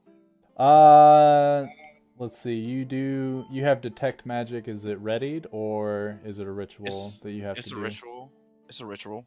Okay, so yeah, you can do detect magic, but it's going to take 10 minutes of concentration before you cast it. So if that's what you're going to do, a couple more actions from everybody else, unless everyone's just going to wait on that. Yeah, I'm gonna go ahead and I'm gonna detect magic just to see if anything, there's any magical stuff happening around here. So you sort of sit down and start chanting to yourself under your breath, and everyone can tell that, oh, he's about to try to see if there's any magic at work here. So we'll go ahead and look for other stuff. I go upstairs. You go upstairs. Mm-hmm. Okay. So you go upstairs, and when you get to the landing, there are 2 rooms, one on each side of the stairs, so one to the left, one to the right, and then there's sort of just a table in front of you at the landing of the stairs that just has a pot of flowers. Nothing strikes you as different. You look at the left, and you can tell that that is the room that has been used the most recently, and you look to the right, and you assume that that's probably Gildred's room. I go to Gildred's room. So you open it up, and it is empty. Nothing, like just barren. Like It no is barren. furniture? There's no furniture. There's no decorations. All there is the painted walls and the wooden floor. Okay. So I she go didn't sleep on it? to the other room. You go in the other room, and it is the parents' room. So you can see a dresser on one side. You see a chest that probably has a bunch of random clothes and stuff like that, maybe blankets for when it's cold. You see a large bed where the parents sleep, and a mirror where the woman probably gets ready in the mornings and stuff like that. So it's a very average looking room. Okay. I'm gonna take the mirror. Just the entire mirror? Is it like He does have that bag, right? It's Oh, not so a it's an hand handy mirror. mirror. Yeah, it's a Okay. yeah. I I want to take. Can I look around? go Can I over look to around the for anything cabinet. valuable? Well, hold on, Jeff. Uh, Sorry. I just thought about that. You would. Yes. I want to check the dresser and the chest. All right, so you open up the chest, and there's a bunch of like women's clothes, stuff like that. There's a couple blankets. You open up the dresser, and there's a couple suits and stuff in there for the gentleman. But you see a small notepad. I take the notepad and open it up, start skimming through it. So it's a notepad, and it looks to be of a woman's writing, and they are letters that she has been writing for about 12 years, and each one of them is to Gildred, love mother. And they just go on random assortments of things. You see the very first one is the first one she ever wrote, is just a couple weeks after Gildred's birth, when she was kidnapped. Okay. If I don't see anything, I sift around the clothes and the chest and the dresser some more. And do I see anything else? The only extra thing that you would see would be, oh, neat. Thanks, love. Ooh. Oh wow, your finger's not looking good. Sucker's busted. Will do. Love you. Ingrid says hi to everybody. Hello, Ingrid. Hey. They all say hi. Alright, so you look around in the thing, and at the very bottom of the chest with the woman, you can see little baby shoes. I take the baby shoes and I look at the. But not the letters. I'm taking the notebook and the baby shoes, and I'm looking at the most recent entry, or the most recent entries, and see if there's anything odd about them. So the most recent entry is from a couple weeks ago, when apparently Gildred was taken by the goblins, but there's no sign of the past entries of anyone being kidnapped or her talking about that. She's more writing letters to a person that she thinks is dead. That's the tone you're getting. So, Okay. Whatever the goblins did, wherever they got Gildred from, their story doesn't add up with what actually happened. Okay. Well, From what I take you the can shoes. tell. I take the shoes and the notebook with me, and I'm curious about this one thing. You said I had the week that when I held it to my throat, it started to tingle. Oh, yeah, no, when you touched it, you felt your throat sort of tingle. Okay, so Miranda is a tiefling that speaks Infernal, right? Yep. Yeah.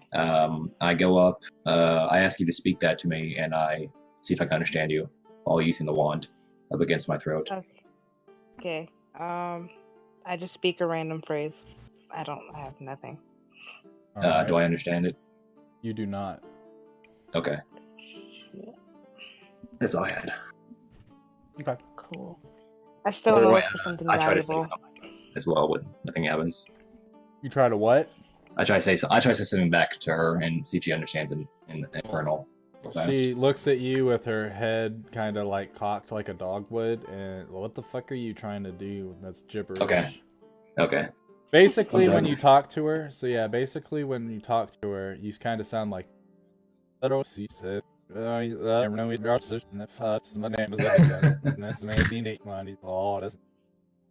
yeah. Did you just say all that? What? I've been practicing, dude. Jesus. No, that was my voice. Sorry about Kinda That's fucking backwards. spooky. Thing. Anyway, anyone else want to do anything? Look for something valuable in the house, because that's what I do. There's just pictures of the mother and father, but you do notice that anything that did have a picture of Gildred, the Gildred has been sort of blackened out with scribbles, and it looks like it was recent. Oh, okay. Interesting. Jeffrey, as you're coming down the stairs, roll a perception check. Please roll high. Perception.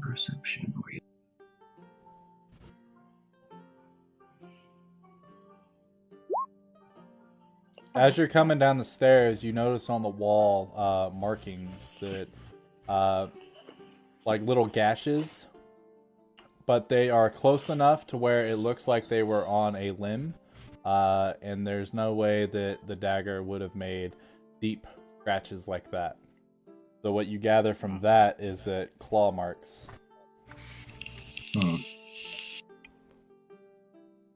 Okay, so I draw everyone's attention to the claw marks. Say, hey guys, this doesn't look right. I look at the claw marks. I decided now is a good time to light, literally anything, so I can look at things inside. Okay. So, Like my bullseye lantern. Does someone in this party want to write down the details to give to the mayor later? Like all the reasons why Gildred is not responsible or possibly not responsible? Like the blood and the claw marks. I don't have And the to. fact that she's been dead for the last... Right, she's been dead, right? However many years. Yeah. Well, that's what they believe. Presumed dead, yeah. She was taken from the family by something that they don't know. They assume it was some type of creature, but honestly, it could have been anything or anyone.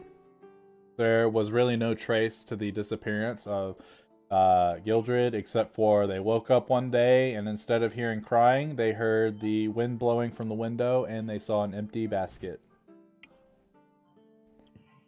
So she never actually came back to this house? Not until today. Yeah.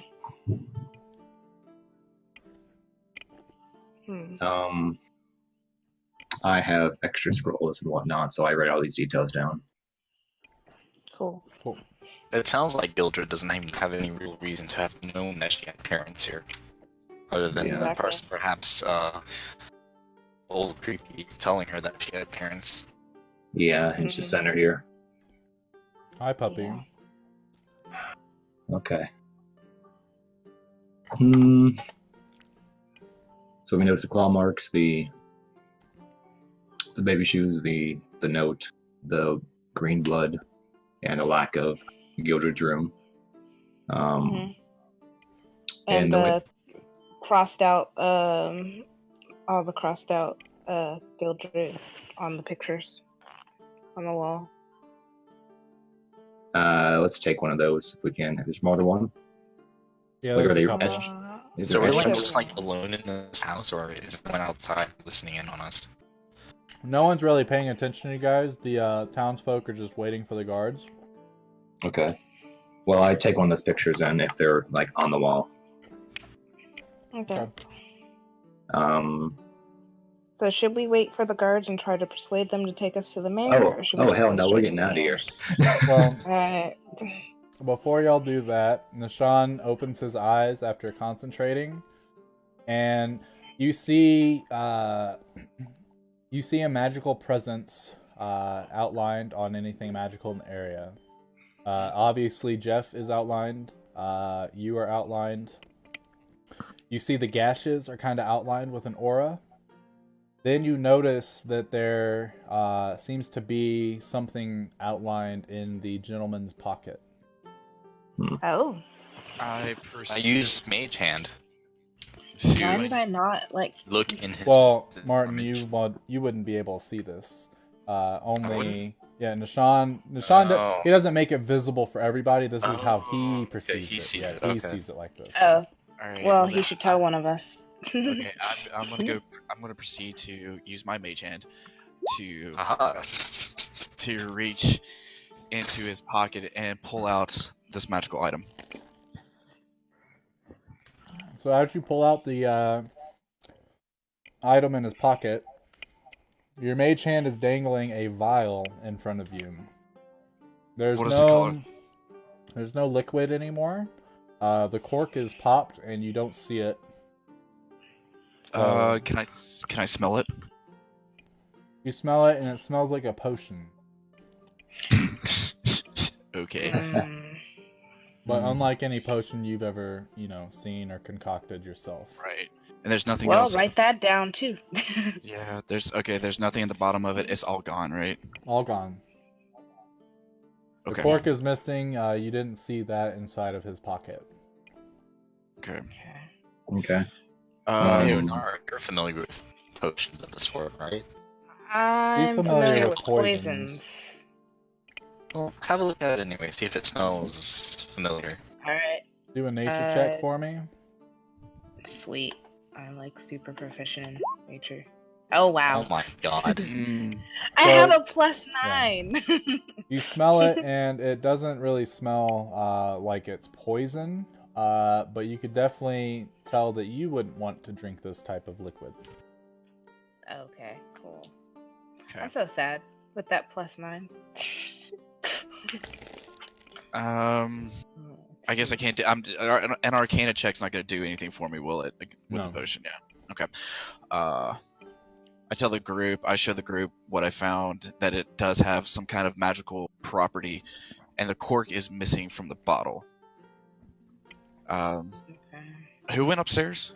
I did. Did I know that he went upstairs? Yeah, you all saw that. Okay. I ask, did you happen to see a cork while you were investigating upstairs in any of the rooms? I didn't, but we can go check real fast. Okay. Your Yeah. your spell. Whoever's spell should still be active, and they can see upstairs too, right? Yeah, they're not going to find a cork up there. Okay. Can I also investigate the house for any like Treasure? hidden No. rooms or anything? No, not treasure, just hidden rooms or trapdoors. No, it's to see if like maybe there's something else it's that the household of some a kind of couple secret that they're humans. hiding. Okay. I honestly think we might be done here. Yeah. Yeah, that might be all the stuff. It's just a regular ass house. Yeah, We pretty didn't much. see the cord. No one's been dabbling in dark magic here. Sad. Let's go out the back door though. Wasn't the back door broken into, or the window or something? Yeah, the Yeah, the window back is door. Yeah. broken. And the back Go. door was open. Let's go check out that one window and door. Oh And yeah, I compare need to the to front think door. about checking that out. Yeah, let's check it to the Okay. back of the front door as well. Alright, so And see if we let's can compare investigate the contrast. door and the window. So Nishan, immediately when you walk to that back room, Mhm. you see the handle is outlined with a magical aura. And you Okay. also see some blue liquid on the glass of the door or of the window. Okay. Oh. I'll let everybody know. Can I investigate the blue liquid? Yeah. As you look at it, it has the same properties as the green liquid that Inara found in the blood. Interesting. So you perceive it. You see, Wait, perceive same it properties as as the blood? blue. Yeah. Yeah. You perceive it as blue blood. I perceive it as blue blood. I show Nora this. Can I compare and contrast these two things since I have that file? Yeah. So as you're looking at them both, they're both thick, like blood is. They both, from what you can smell, they both smell like blood. You kind of look, and Dravorkin's kind of foaming at the mouth, readily waiting.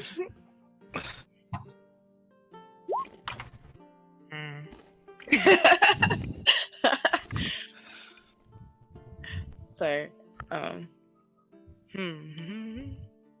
So the only difference between the two is that are The their color. colors, right? Yep. Okay. Do we want to take a sample? Yeah, Do you want yeah. to We leave need. it? No, we need to take a sample of this. Definitely need to take a sample of this. Okay. Who wants to get the sample? I don't have anything to take it. Does anybody have anything that we can grab this liquid? Okay. Is it, I still have a vial. Brad?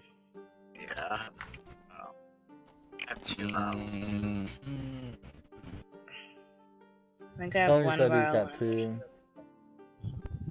Okay. I should really get more vials. Dang. I should have some with my kit. Oh, really? That would make it a lot easier. My herbalism kit. Yeah. I don't know how many it comes with, but it just says vials. Regardless, y'all are gonna be able to take a sample and put it like the same way. Okay. So. Okay.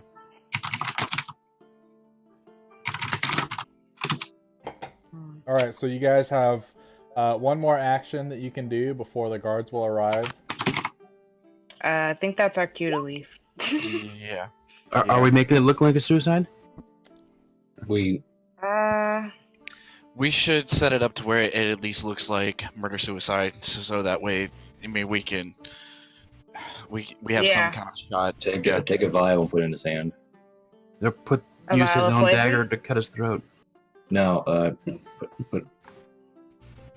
He drank poison or something, is what I was gonna say. Oh yeah, you can Yeah. pour some down his throat and Because- then hold the vial. No, Yeah. much. Yeah, I have Looked poison like on he me. already drank. Yeah. You can. Much of the rigor mortis set in, he might not be able to bleed anymore. Fair point. Actually, no, it's Just put a do it different- too early. Yeah. Just put a different empty vial with them that Yeah. smells like poison. Yeah. Yeah, that's actually gonna gonna be do. fine. Yeah. So y'all leave a vial that used to hold poison in his hand. Yeah, well, And smear a little blood on it. got like a really tiny bit of poison on it in it because obviously he had to have drank it. Okay, And gotcha. put some on his mouth too. Yeah. Okay. So y'all smear a little bit of poison on his mouth. It's and convincing, all right. So you do all that stuff, and then once you're done, a couple moments later, the town guard starts to show up. We get the hell out of Dodge. Yep, we go straight to the mayor's office.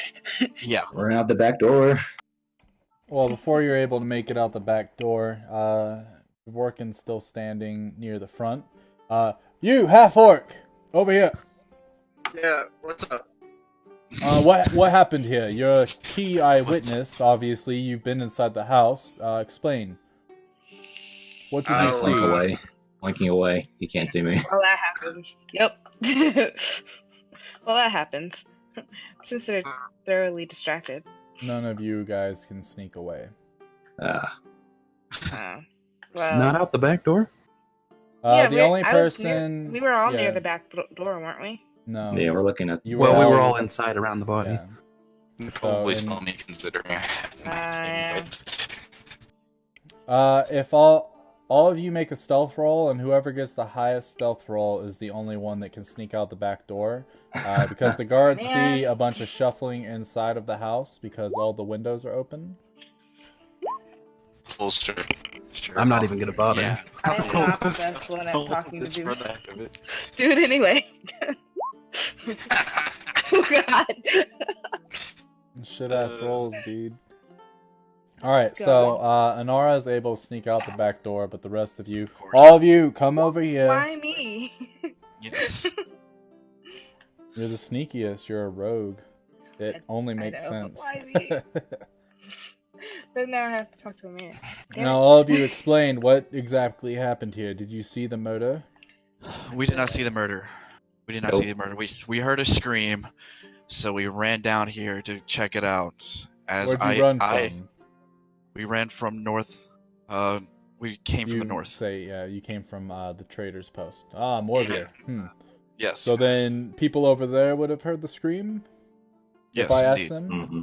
Yes. Mm-hmm. He looks over at one of the guards. Go ask the people around Morvir if they heard a scream. Right. And one of the guards sort of takes off. He's like, alright, well walk me through the scene. Obviously you guys are some sleuths or detectives yourselves, since you just walk all up in this town and inspecting crime scenes and stuff. So he takes each of you back inside. He's like, point out all the significant things you found. Okay. And then you don't really have to roleplay it. I just explained to whenever I opened the door and what I saw whenever the I only opened the thing door. you need to explain differently is how do you explain the poison, since that is something you guys planted. That was something we noticed whenever we first opened the door, was the vial in his hand. And then upon further investigation, we noticed that it was poison. So we figured, since there was no open wounds or anything of that on his body, that he killed his wife and then he drank the poison to kill himself. Would the poison be able to make his face all fucked up like that? It is possible, yes. We really couldn't take a sample and actually test it, because we really didn't want to end up like him.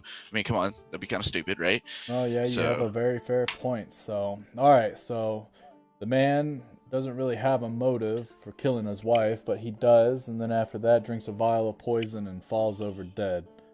Pretty much, yes. Do you divulge the different colored blood and the claw marks and stuff like that? Absolutely not. No? No. So as he's looking around, so where was she stabbed at exactly? He's looking at both the bodies. If you notice that big blob of red on her stomach, we assume that that's where the stab wound occurred. Did you bother to take off any articles of the clothing to investigate further? No. We're not dumb. We didn't touch anything. Yeah, that would. If we would have done that, then why? Then we would have ruined the crime scene, right? Exactly. That's why I made sure to ask you. It was more of a loaded question. Sorry. Protocol. No, I understand. You will understand why we need to take your fingerprints, though. Yes. So which one of us has the prestidigitation? Dragonborn? Yeah. Okay, and he doesn't have the stone. Okay. Never mind. Oh, damn. I'm wearing my armor, so I've got gloves on. Yeah, but he'll still take your I freely offer my fingerprints after taking off my glove. Yeah. Alright, my partner outside will go ahead, and he's got a fingerprinting kit, and he'll just take a sample of everybody's fingerprints real quick, and if we find any, we'll cross-examine them and see what happens, but honestly, I don't think we're going to find anything that's going to show anything different here. Good thing the girl with poison already left. Right? I know, right?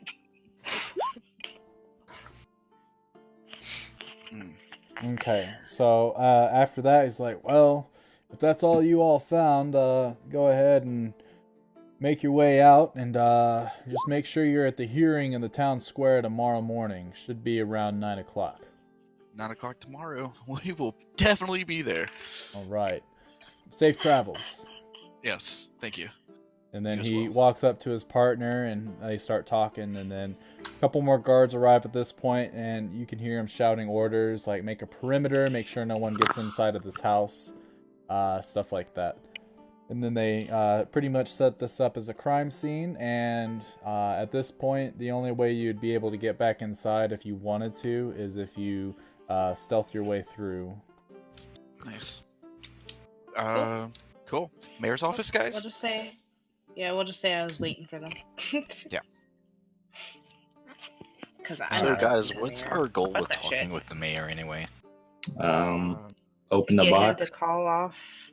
and No? blackmail him. Oh no, see if he can steal anything, like he's holding anything to open the box. Like he might Yeah, have a there key you go. on his body. And then Yeah. see what else he knows of the town and leverage See if him we can to. get him to call off the execution too, or possible execution. Is there anything specific you guys want to tell for Drake before we do anything? Was there anything that we didn't divulge to you that should have been? Well, you talked about the blackmail-y stuff. Did we talk about? I think we Drake talked does about not that know out loud. about anything involving the elves, or well, I guess the maidens. Well, so far, I'm almost certain Inara has only told you guys about the... No, wait, you said you talked about the box, right?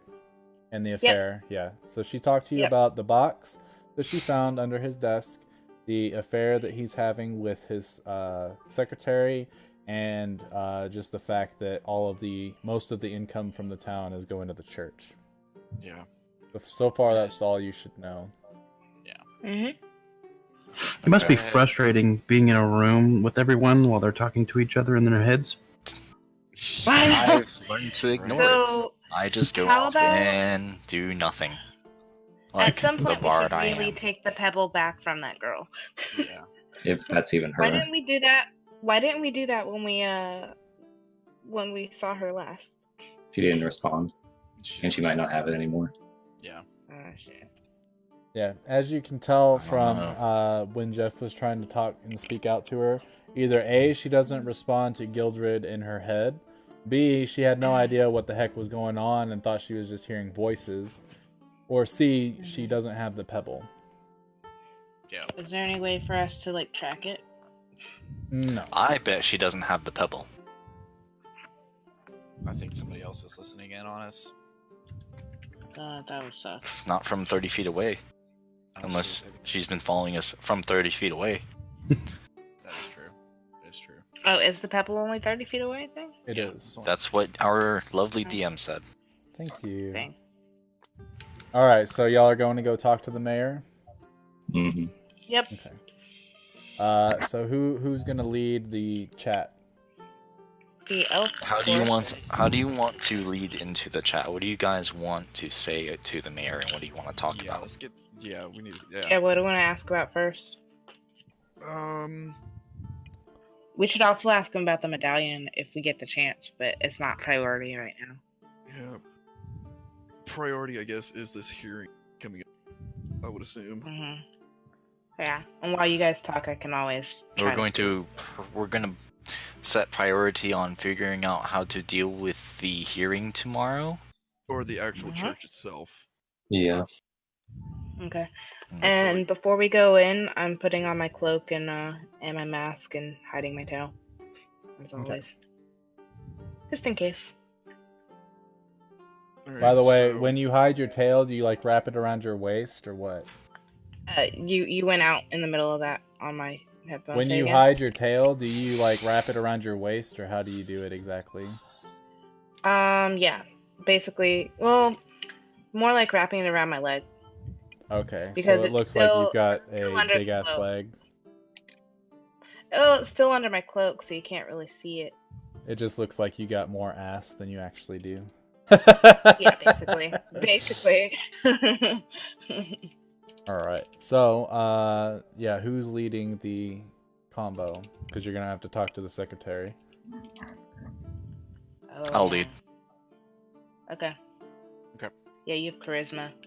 Charisma. Better charisma, small rolls. Let's again, see. your rolls. So, alright, so all of you are going to be walking into the town hall. And then as you walk I'll be in the in, back of the group. Before we walk in, I want to talk to everyone and be like, what do we want our story to be for before we talk to the mayor? About us being there today? Yes. Why are we talking to the mayor, and what do we want to tell anyone who might pop up before we get to talk to the mayor? What's our excuse to talk to the mayor? Yes. I see what you're saying.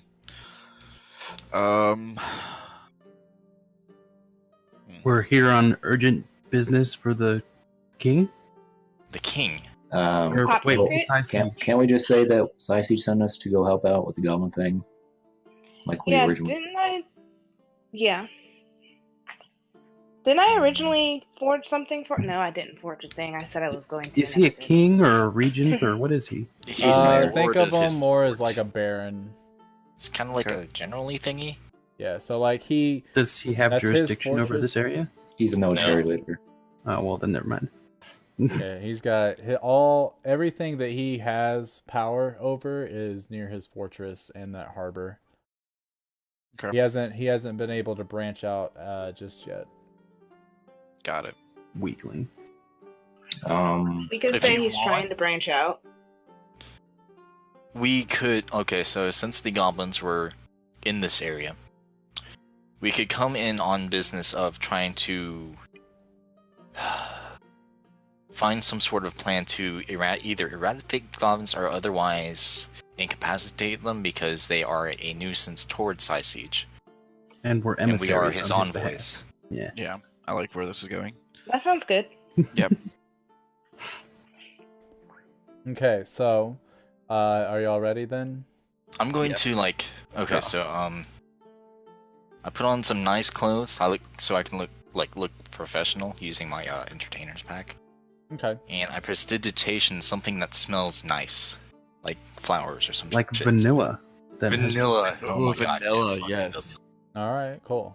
You'll have any charisma-based skill check that you have to do, you'll have advantage on. Nice. Hey, yo.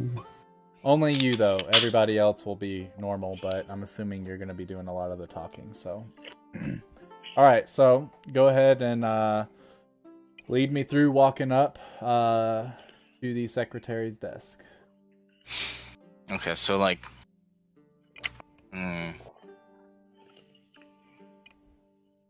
Okay, I walk in. I'm very forceful about it. And I declare that I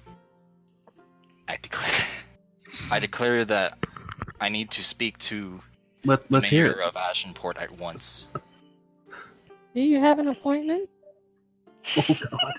I come as envoy from Siege the Crimson toward the southwest. Oh, I wish to Psyches, speak- yes. We've been waiting for his news of late. Oh god, I think it's so creepy. Yes, may I speak with your mayor?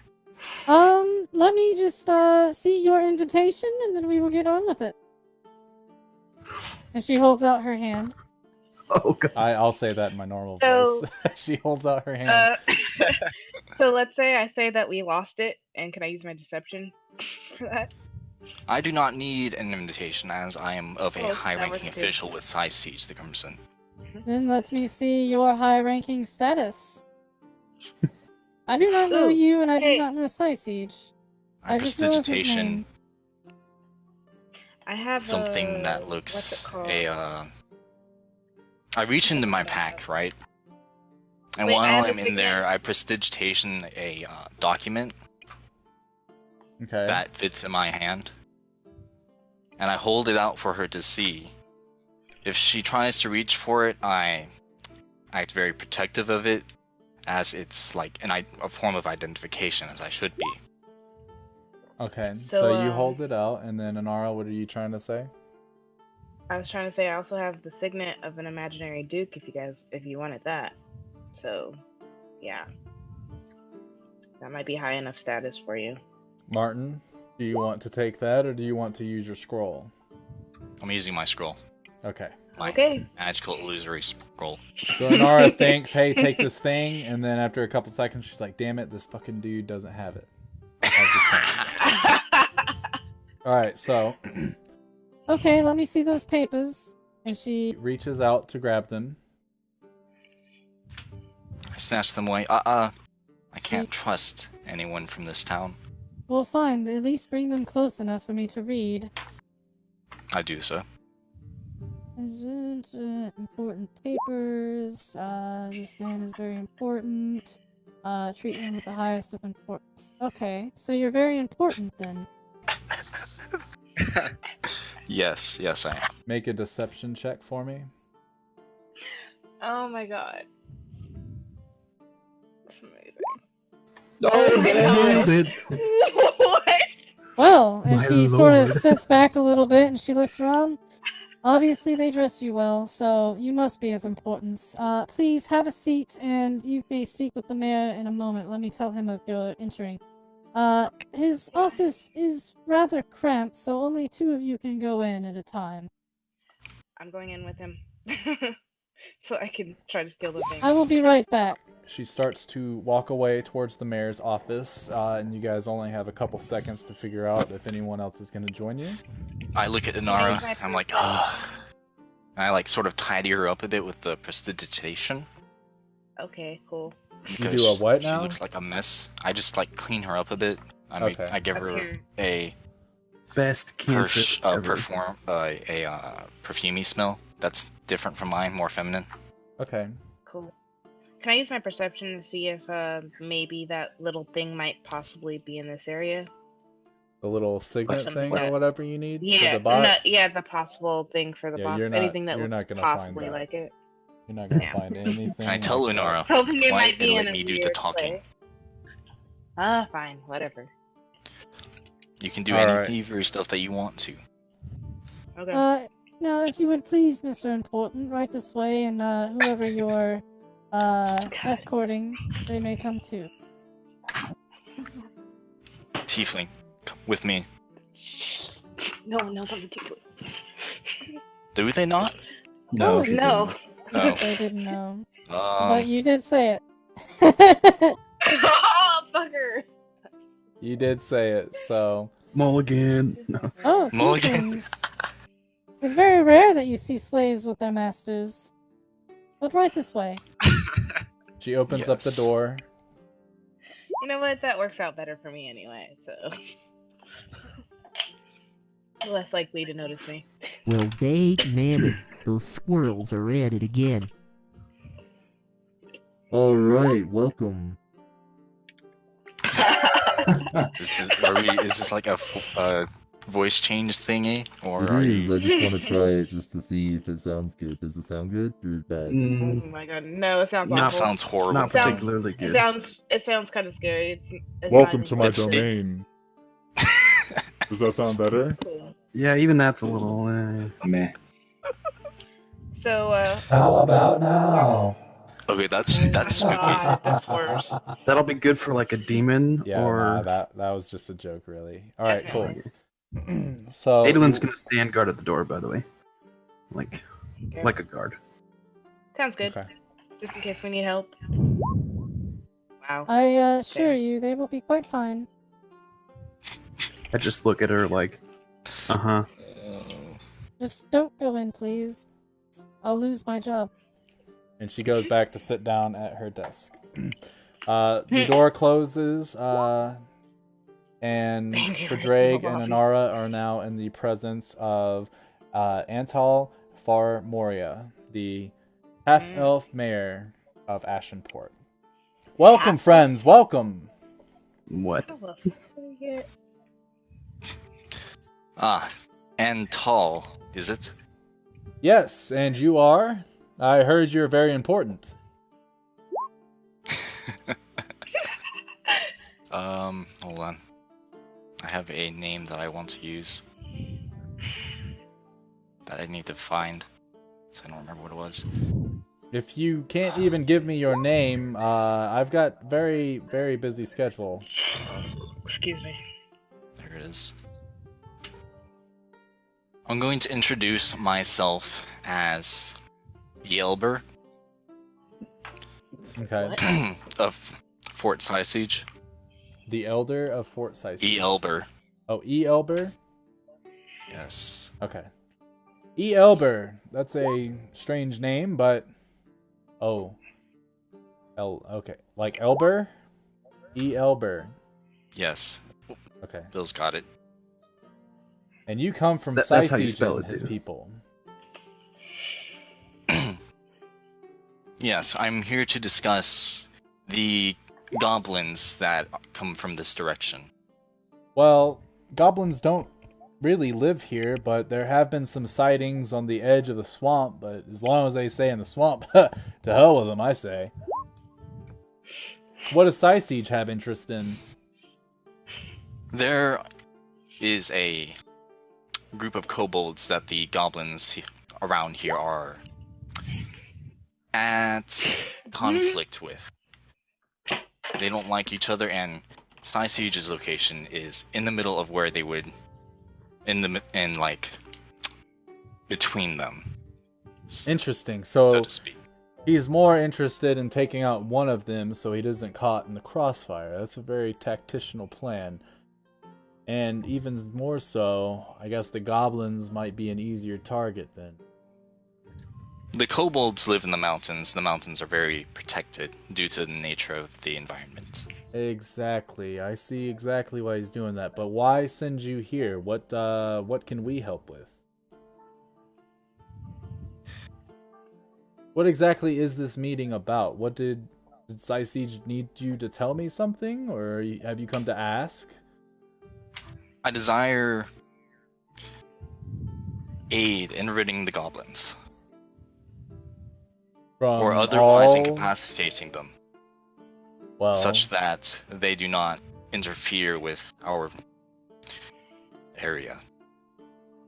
Well, in times of war, we've merely been able to just give oil, so I can give you maybe a couple vials of whale oil that you could use to burn a couple goblins, but other than that, we're not really warriors around here, so I've really got nothing for you.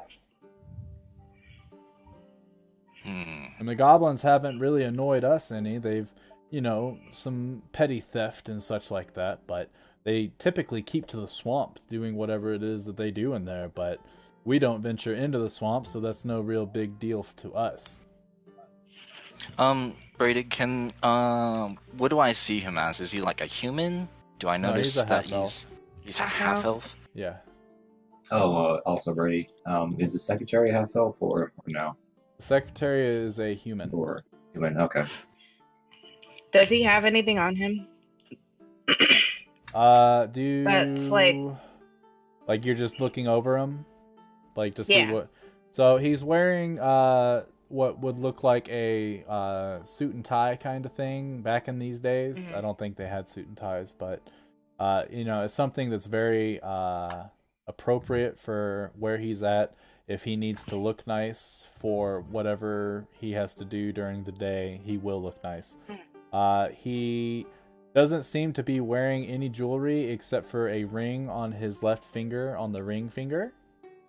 Mm-hmm. And it doesn't have any type of jewel on it. It's just a nice normal ring. So other than that, yeah, there's nothing. Where is Antal in relation to myself? Where you guys think of the normal like desk that. So when you walk into the room, there's a desk and 2 chairs, and then of course his chair with a window behind him. So you're probably about like 4 I'm feet. still standing. Oh, okay. You're probably about 4 feet because away we from haven't gone through the formality of. Mm-hmm. He's still standing too, right? No, he's sitting down now. Please have a seat. Yeah. Is the chair still? Try to pick his pocket. Slave. Chair. Bitch. Oh, you have a slave. Yes, this is my tiefling slave Say that nothing. I acquired. Interesting. You'll have to tell me that story at the tavern some night. Some other time. Right Yes. now, that's not important. What is important is you are here for who knows what reason besides goblins. I really don't understand why you're here. Awful roll, but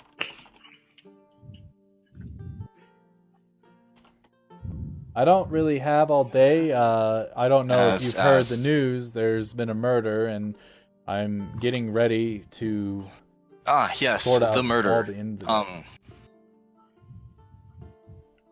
There seems to be a girl that was there that that the maidens were claiming to have been the couple's daughter. Gildred? Yes, but Gildred's been I gone heard that since a couple yes, weeks after I her heard that birth. she's been missing. I don't understand how So what you're trying to how tell she would me have turned up.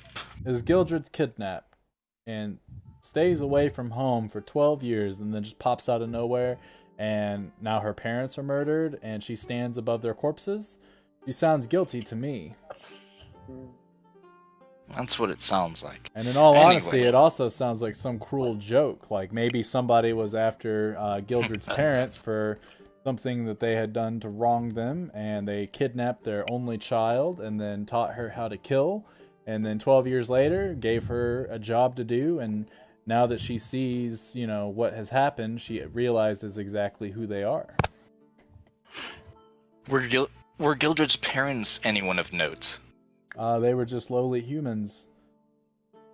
Peasants. I think Lily was a bar wench, and Orville worked on the docks, pretty much unloading whale oil and fish.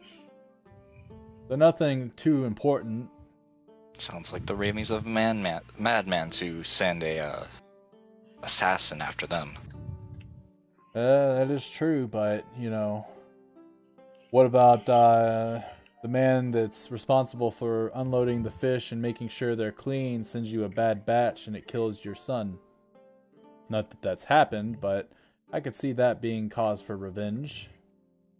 There's got to be something, but that's all speculation. Speculation. Perhaps we can talk about it at the tavern. Maybe later. some other time. For now, I need to know, what do you think about it? About the whole murder. Murder or the Did you couple? happen to look at the scene? I didn't get a good look myself. It looked pretty dead to me. The people that were there claimed that it looked like a suicide pact or something of the sort. Huh, interesting. I know Horville was mad, but I didn't think he was insane. Perhaps the grief of losing their only daughter got to them at some point. But taking 12 years to do it? It's possible they had a fight about it. Maybe one of them got overly emotional about Gildred, and then the other one just got angry.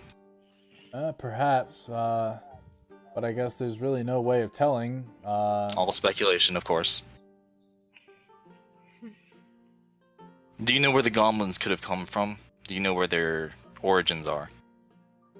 Well, if the goblins are here, then they certainly didn't pass through our town, so if they did come by sea, then they probably beached their ships. If they came somewhere. by sea, they could have come from anywhere. Exactly. If they came by land, are they there could any only other come ports from, nearby? Not for many miles. About Then they must 100 have come by miles or land. so. Regardless, if they didn't Yeah. port here. Regardless, we only have seen them in small numbers. It looks as if they're patrolling. So like I said, the goblins are really of no concern.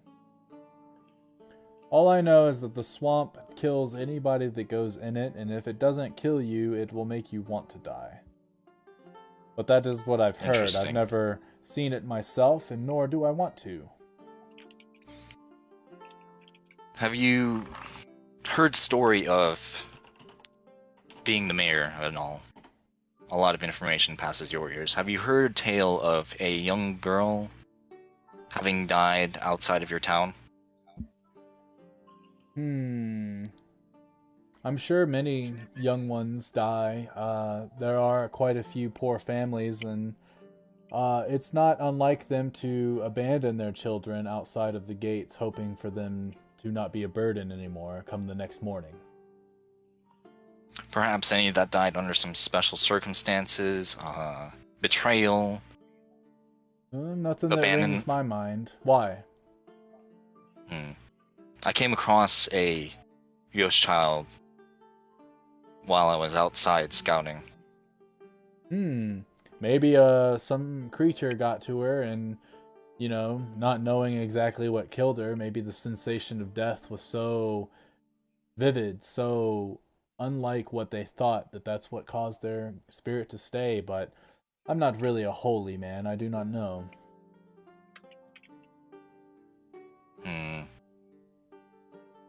She seemed to want to play, and she seemed to want to play patty cake. Do you remember any children of late that were particularly interested in that child's game? In all honesty, I do not care for children, so I have no idea. Very well. This gentleman, by the way, will have no idea anything about spirits or ghosts or anything that has to do outside of the town besides the commerce of the town. Why, if I may ask, why does the church seem to be so influential in your town? Well, I mean, it's a church, so obviously they mean good. And since the maidens are the main reason why I was able to get office, why not throw my full support at them?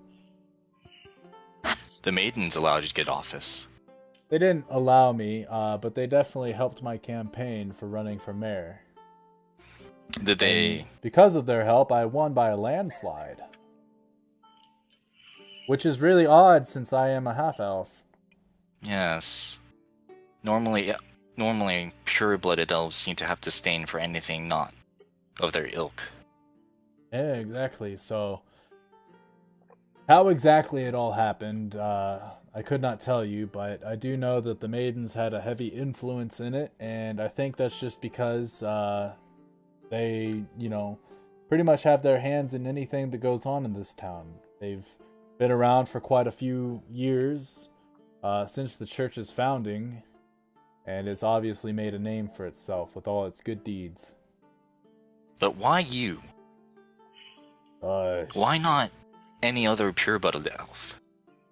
Well, maybe the pure-blooded elves weren't, capable. Maybe the maidens just saw my business relationships and saw that I could bring prosperity to the town, which, since my coming of office, I have been the most successful mayor when it comes to our shipments of goods.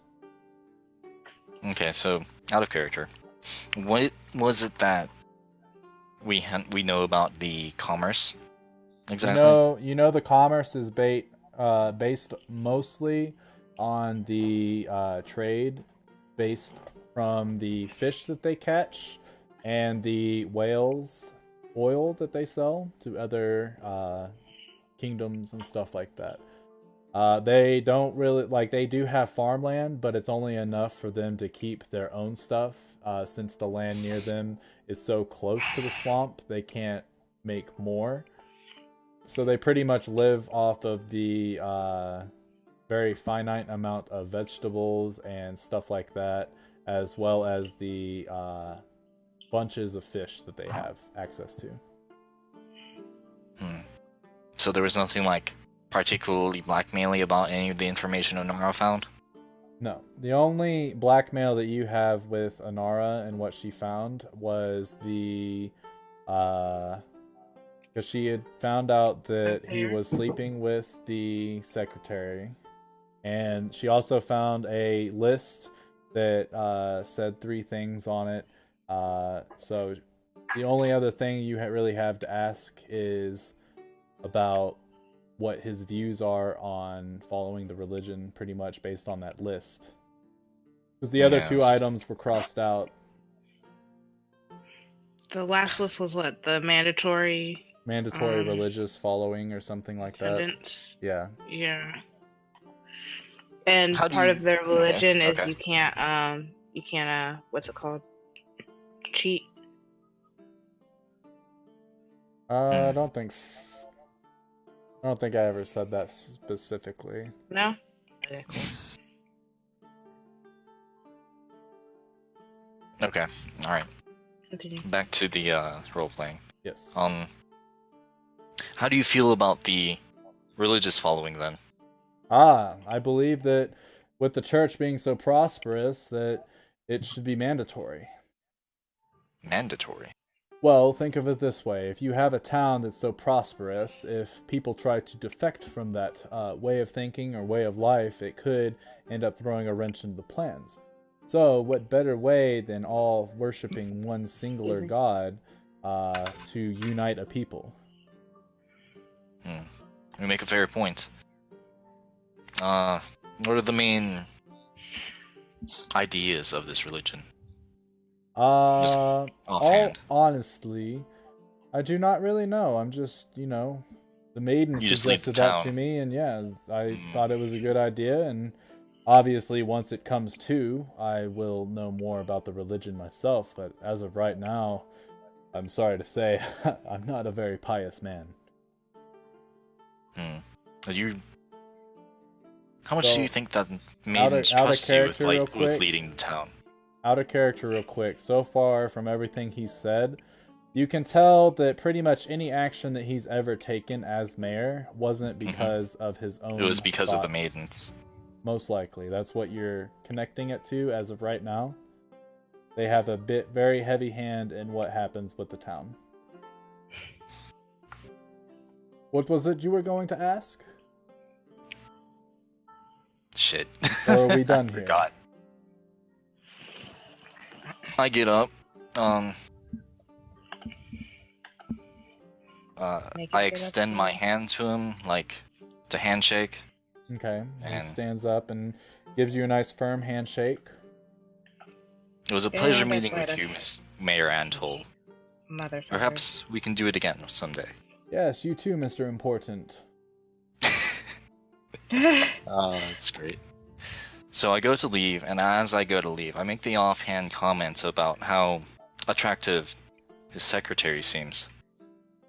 So as you're about to leave, he's kind of showing you the door, and Inara starts to put her hand on the pocket and trips. Slave! What do you think you're doing? Being clumsy. No bother. Just tell her not to do it again. I'll have to punish her later. Oh, do that, I please. apologize for that. Videotape it. Also, so you say, "Oh yes, she is a rather fine-looking woman, but being in the mayor's office, I should not fiddle around with those that work under me." Yes, that's very true. Well, he opens up the door. He's like, "Unless there's anything else, tries again. You won't get anything from it." Yeah, I know. If you try it again, I'll start whipping you immediately. Fuck you. There's nothing on his person, from what you have seen and what you have felt with your hand, that would be able to open the box. His ring? Got it. His ring is no, his not, ring didn't have just, anything on it. Just a normal ring. So whatever it is that he has that is needed to open the box is elsewhere. Probably at his house. Anyway, right. so he We are shows you leaving. the door. You guys have a wonderful day, and we'll see you tomorrow morning at the trial. Yes, likewise. All right. So you leave the mayor's office, and his secretary looks up at you. Why is my mouse not working? Y'all have a good day now. We will see you later. Yes. And after sort that, of like you give a nod.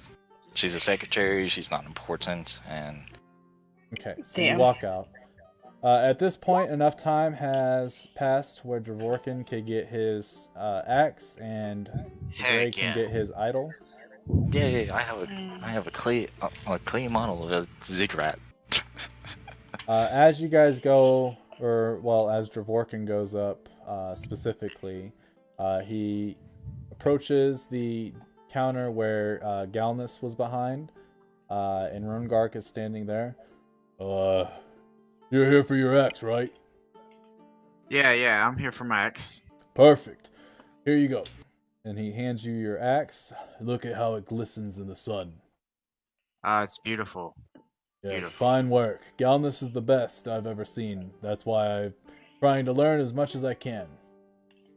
Yeah. And So I got a question. What caused you to live in this town all by yourself? Are you meaning just by myself because I'm the only half-orc? Yeah, that's what I mean. Well, my tribe, the leader of the tribe was kind of mad, if you ask me. Didn't really, listen to reason and just tried to take over as much land as he could, and eventually it became too much. And I felt like the tribe was about to go under, so I left before it got bad. What things did the tribe leader do? Cause I left the tribe as well. Oh, did you? Yeah. Well, I remember faintly, I was young back then, but I remember the tribe leader, his son was friends with somebody and forced him to try to kill him, and he wouldn't do it, so he killed him himself. Oh, really? Well, Yeah. so you just left after getting older? Yeah, once I came of age myself, before having to even go through that torment, I just packed up some bags and left. Yeah. So actually I was the kid that was supposed to kill my friend. Wait, you're the Dravorkin? I'm the Dravorkin, yes sir. I will need some time to process this, but I can't believe you made it out of there alive. I thought your father was gonna kill you. Yeah, same here. I was able to slip away, but one day I do plan on returning to avenge my friend and free my mother. And on that day, you will have a friend. And he holds out his arm to do whatever secret orc handshake you guys do as a call to aid or something like that. I appreciate you. I know where to find you. I'll let you know. Loktar Ogar. I'm also kidding. That was a World of Warcraft reference. That's what all the orcs say. It's pretty funny. I just wanted to say it, but yeah. So he comes from the same tribe as you do. He's just a little older than you are. So yeah, he's just a little older than you are, which I didn't see you put an age on your character, so I just jotted down older than Tony. Okay. Yeah, he's from your tribe. He's got a... You have just formed a nice bond with the man, so... as you're about to leave, I think I might have something that might be of interest to you, but I can't just let it go unless you have the coin. The coin? Yes, it's a sword that I found near the swamp somewhere. I don't exactly remember where, but I do believe it came more towards the center of the swamp. But it's this little sword hilt right here. And he pulls out from behind the desk a sword hilt, and he shows it to you. I don't know exactly what it is, but I took it to a gentleman that knew exactly how to describe magic, and he said that this has magical properties. Okay. How much gold do you need, brother? I would need 500 for it. Okay. Well, I'll work on getting the gold. Is there any kind of item or quest that I can do to help reduce that amount? Unfortunately not. This is what I have to offer for it.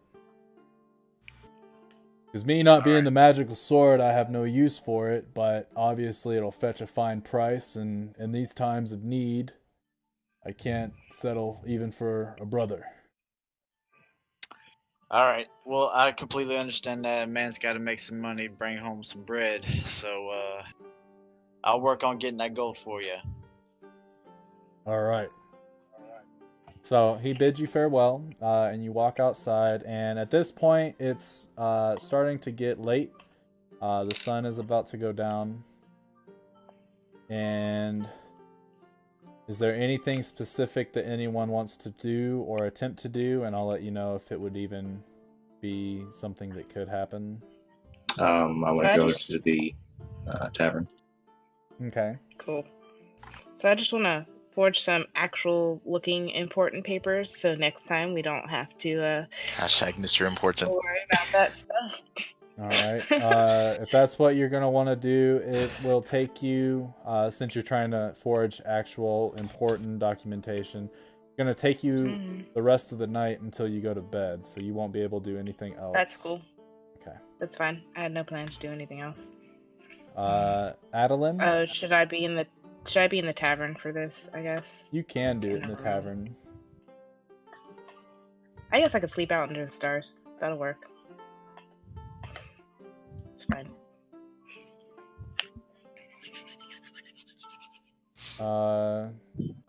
Is Bill there?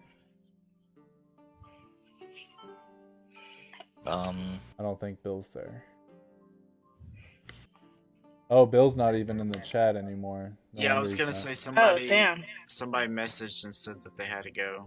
Yeah. Oh, yeah. Bill. He left Oh, a while Bill ago. said, okay. Yes. He Gotcha. no longer exists.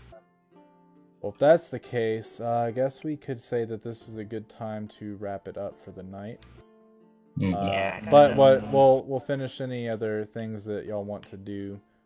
Well, I get my clay ziggurat.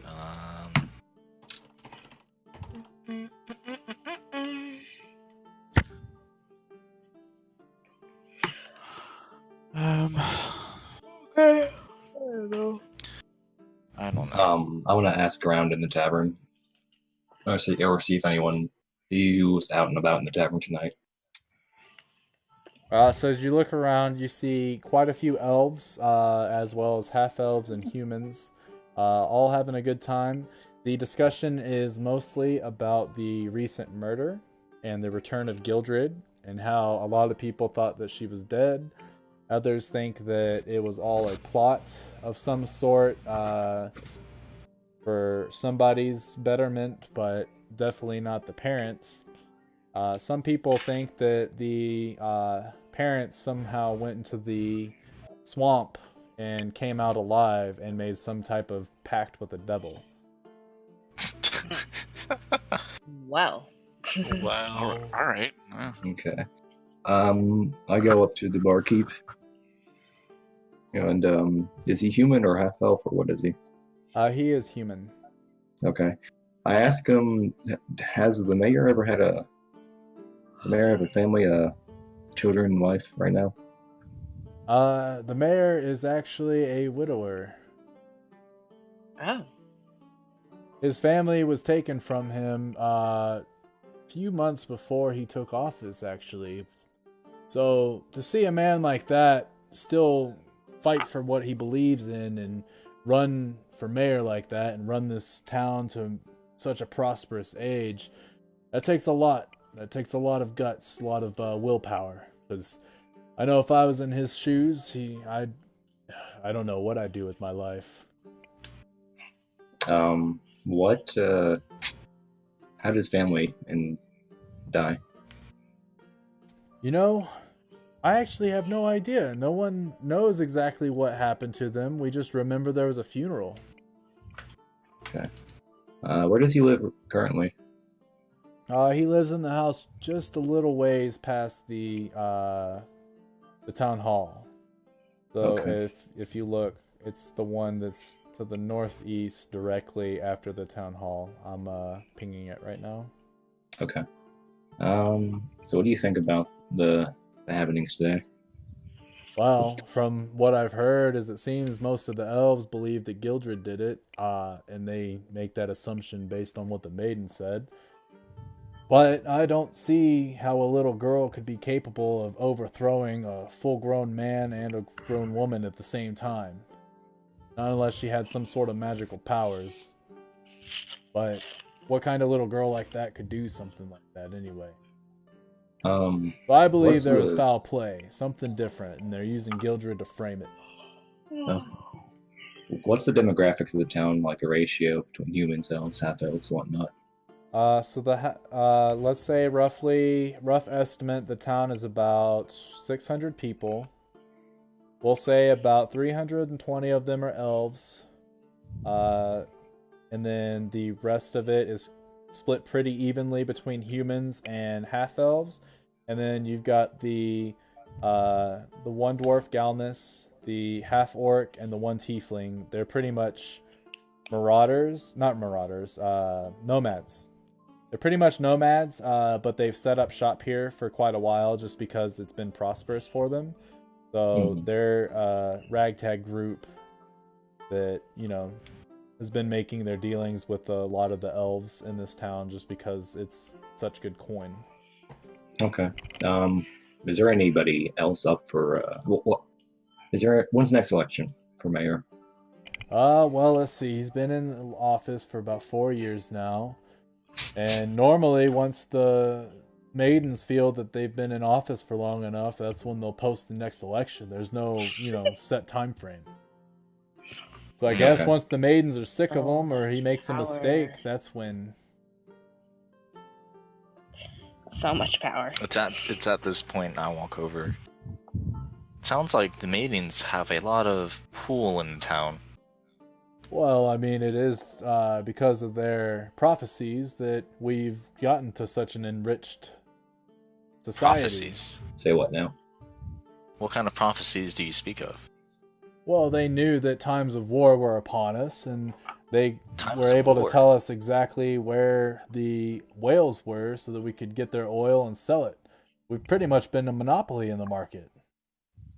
Ah, yes, and that's how you avoid any conflict. Exactly.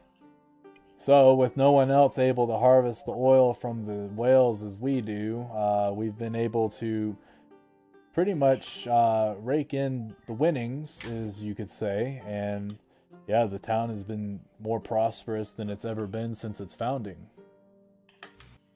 Is there any other potential mayor up for candidacy right now? Anyone else fit the bill? Hold on one quick. We'll see you later, Miranda. We're almost done anyway. Yeah. So once this conversation's done, everyone will be going to sleep. So for next week, if well, actually, you're not going to be able to get a full rest again. You're going to lose some hit points, just like you have been every night, because you guys haven't figured out. I have yet to have to do any black though. Yeah, nothing has really shown itself yet. Also kidding. Oh, okay. But yeah, I'll fill you in on anything important if it happens, as well as Bill. But we'll see you next Sunday at the same time. Alright, cool. See you. Later. Alright, Jeff, what was your question again? Anybody else that could be mayor? Well, as of right now, no one wants a new mayor. There were a couple folks that, there were pretty much the way it works is when it comes time for a mayor, one person from each race, so an elf, a half-elf, and a human, all figure out who they want to run to represent their kind. And based on who has the best ideas for the town and already has the most, renown of the town, usually gets handpicked by the maiden. So we've seen a lot of elves and half-elves lately, not really anyone for us humans, but most of the humans are poor anyway, so I guess it makes sense. But if anyone did want to run against the mayor now, that it would not be a good idea since he's doing such a good job. It'd be dumb. Okay. That's all I got for now. Tonight, could I read over that little notebook I got from the house, and also can I learn to make more of these speaking stones? I'll get back to you on the speaking stones before next session. I'm gonna read into it and see if maybe Like, see if somebody has ever made something like that, and if it is able, I'll let you know. Most Okay. likely not. Okay. As for the notepad, you're not really gonna find anything in there except for the pretty much the time frame between when Gildred was kidnapped to a couple days before she returned. Okay. So nothing else of importance is gonna be in there. There's no like magical value or anything like that. They're just simple letters from a mourning mother. And can I look over this wand anymore to figure out what the throat thing is? Let's see. Like, Cast. You have charges on your. We didn't actually yeah. roll for it, but Yeah, I didn't Before use we my go to charge. bed, you can use one of your charges to figure it out. Okay. So let me reread over it. I want to make sure I don't give you the wrong idea. So your Wand of the War Mage, when you cast your Identify on it, not only does it give you the abilities of the Wand of the War Mage, but the Ornate Wand also grants the magical ability to breathe underwater for 1 hour per day. Oh yeah, that makes sense. How does that make sense? Curious. The tingling.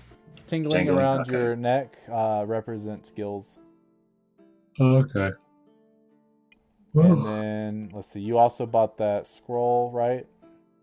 I got that one scroll of, Commune Nature.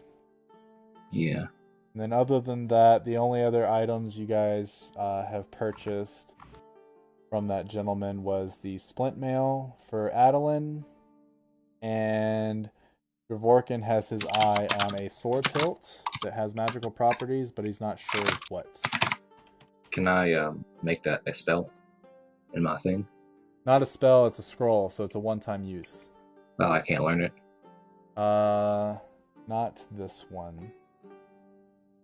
Okay. I'll get back to you before next session. Okay. But I don't believe that you can learn things that are druid specific. Okay. At least I think it's druid specific. I'll read over it though and let you know. Or Scroll of Confusion. Can I learn that one into make that like a useful spell? You should be able to. I'll let you know which one. Okay. Yeah. So with those, I'll just get back to you later. And Okay. then it'll end up cutting to where you only get a short rest, probably. I think those are like second or third level spells, but we'll figure it out. But is there, Nishan, anything you want to do before the night? I mean, other than get some sleep, I got nothing. Dvorkin? I have nothing. For Drake? I would like to have for Drake like stay in the tavern, sort of like listen in on the gossip, see if there's anything new or useful that pops up at some point during the time anyone is there. Okay. Well, no one else in the only people that have seen the crime scene are you guys, the maiden, the head maiden specifically, and the town guard that went over there. And none of the town guard or the maidens are in the tavern. So everything you hear is just gossip. More specifically, for Drake would be listening toward any talk about prophecies that the maidens have had or like speak of now or in the past. Yeah, Is that something that interests him? No one's worried about that kind of stuff on a day like today. That's true. So everyone's attention is towards the murder and what is going to happen tomorrow at the hearing and also execution. Once the talking dies silent, seems like there's no one like talking about anything else important or new in that regard. I set up like whatever the same or similar costume to what I used when I was talking to the mayor Antal, in Frederick's room. Okay, so you're all dressed up snazzy? Well, it's just there ready just in case. Okay. All right. Well, at this point, we got nothing else for tonight's session. But we did get a lot of good information. We did a lot of cool role playing. So for all of the stuff that you guys did with that investigation, you guys are getting awarded XP for that. Okay. I don't really divulge amounts just because once I feel like you guys have done enough stuff or gathered enough XP from what the bracket is, I'll just let you level up. Because keeping track of it would be a pain in the dick, so I'd rather not do that. But yeah, so that's it for tonight's session, and next session will be so fun. So fun. Oh, I can't wait. Of course you can. Yeah, so other than that, we'll see everybody next week around 5 o'clock. Mountain time. Mm-hmm. 6 o'clock Central. Catch you later. Yep, y'all take it See ya. easy. Alright, later, guys. Alright, I appreciate everyone coming out. Hopefully you had a good old time watching us play. Make sure to tune in next week around 5 o'clock Mountain Time to see what happens. Peace!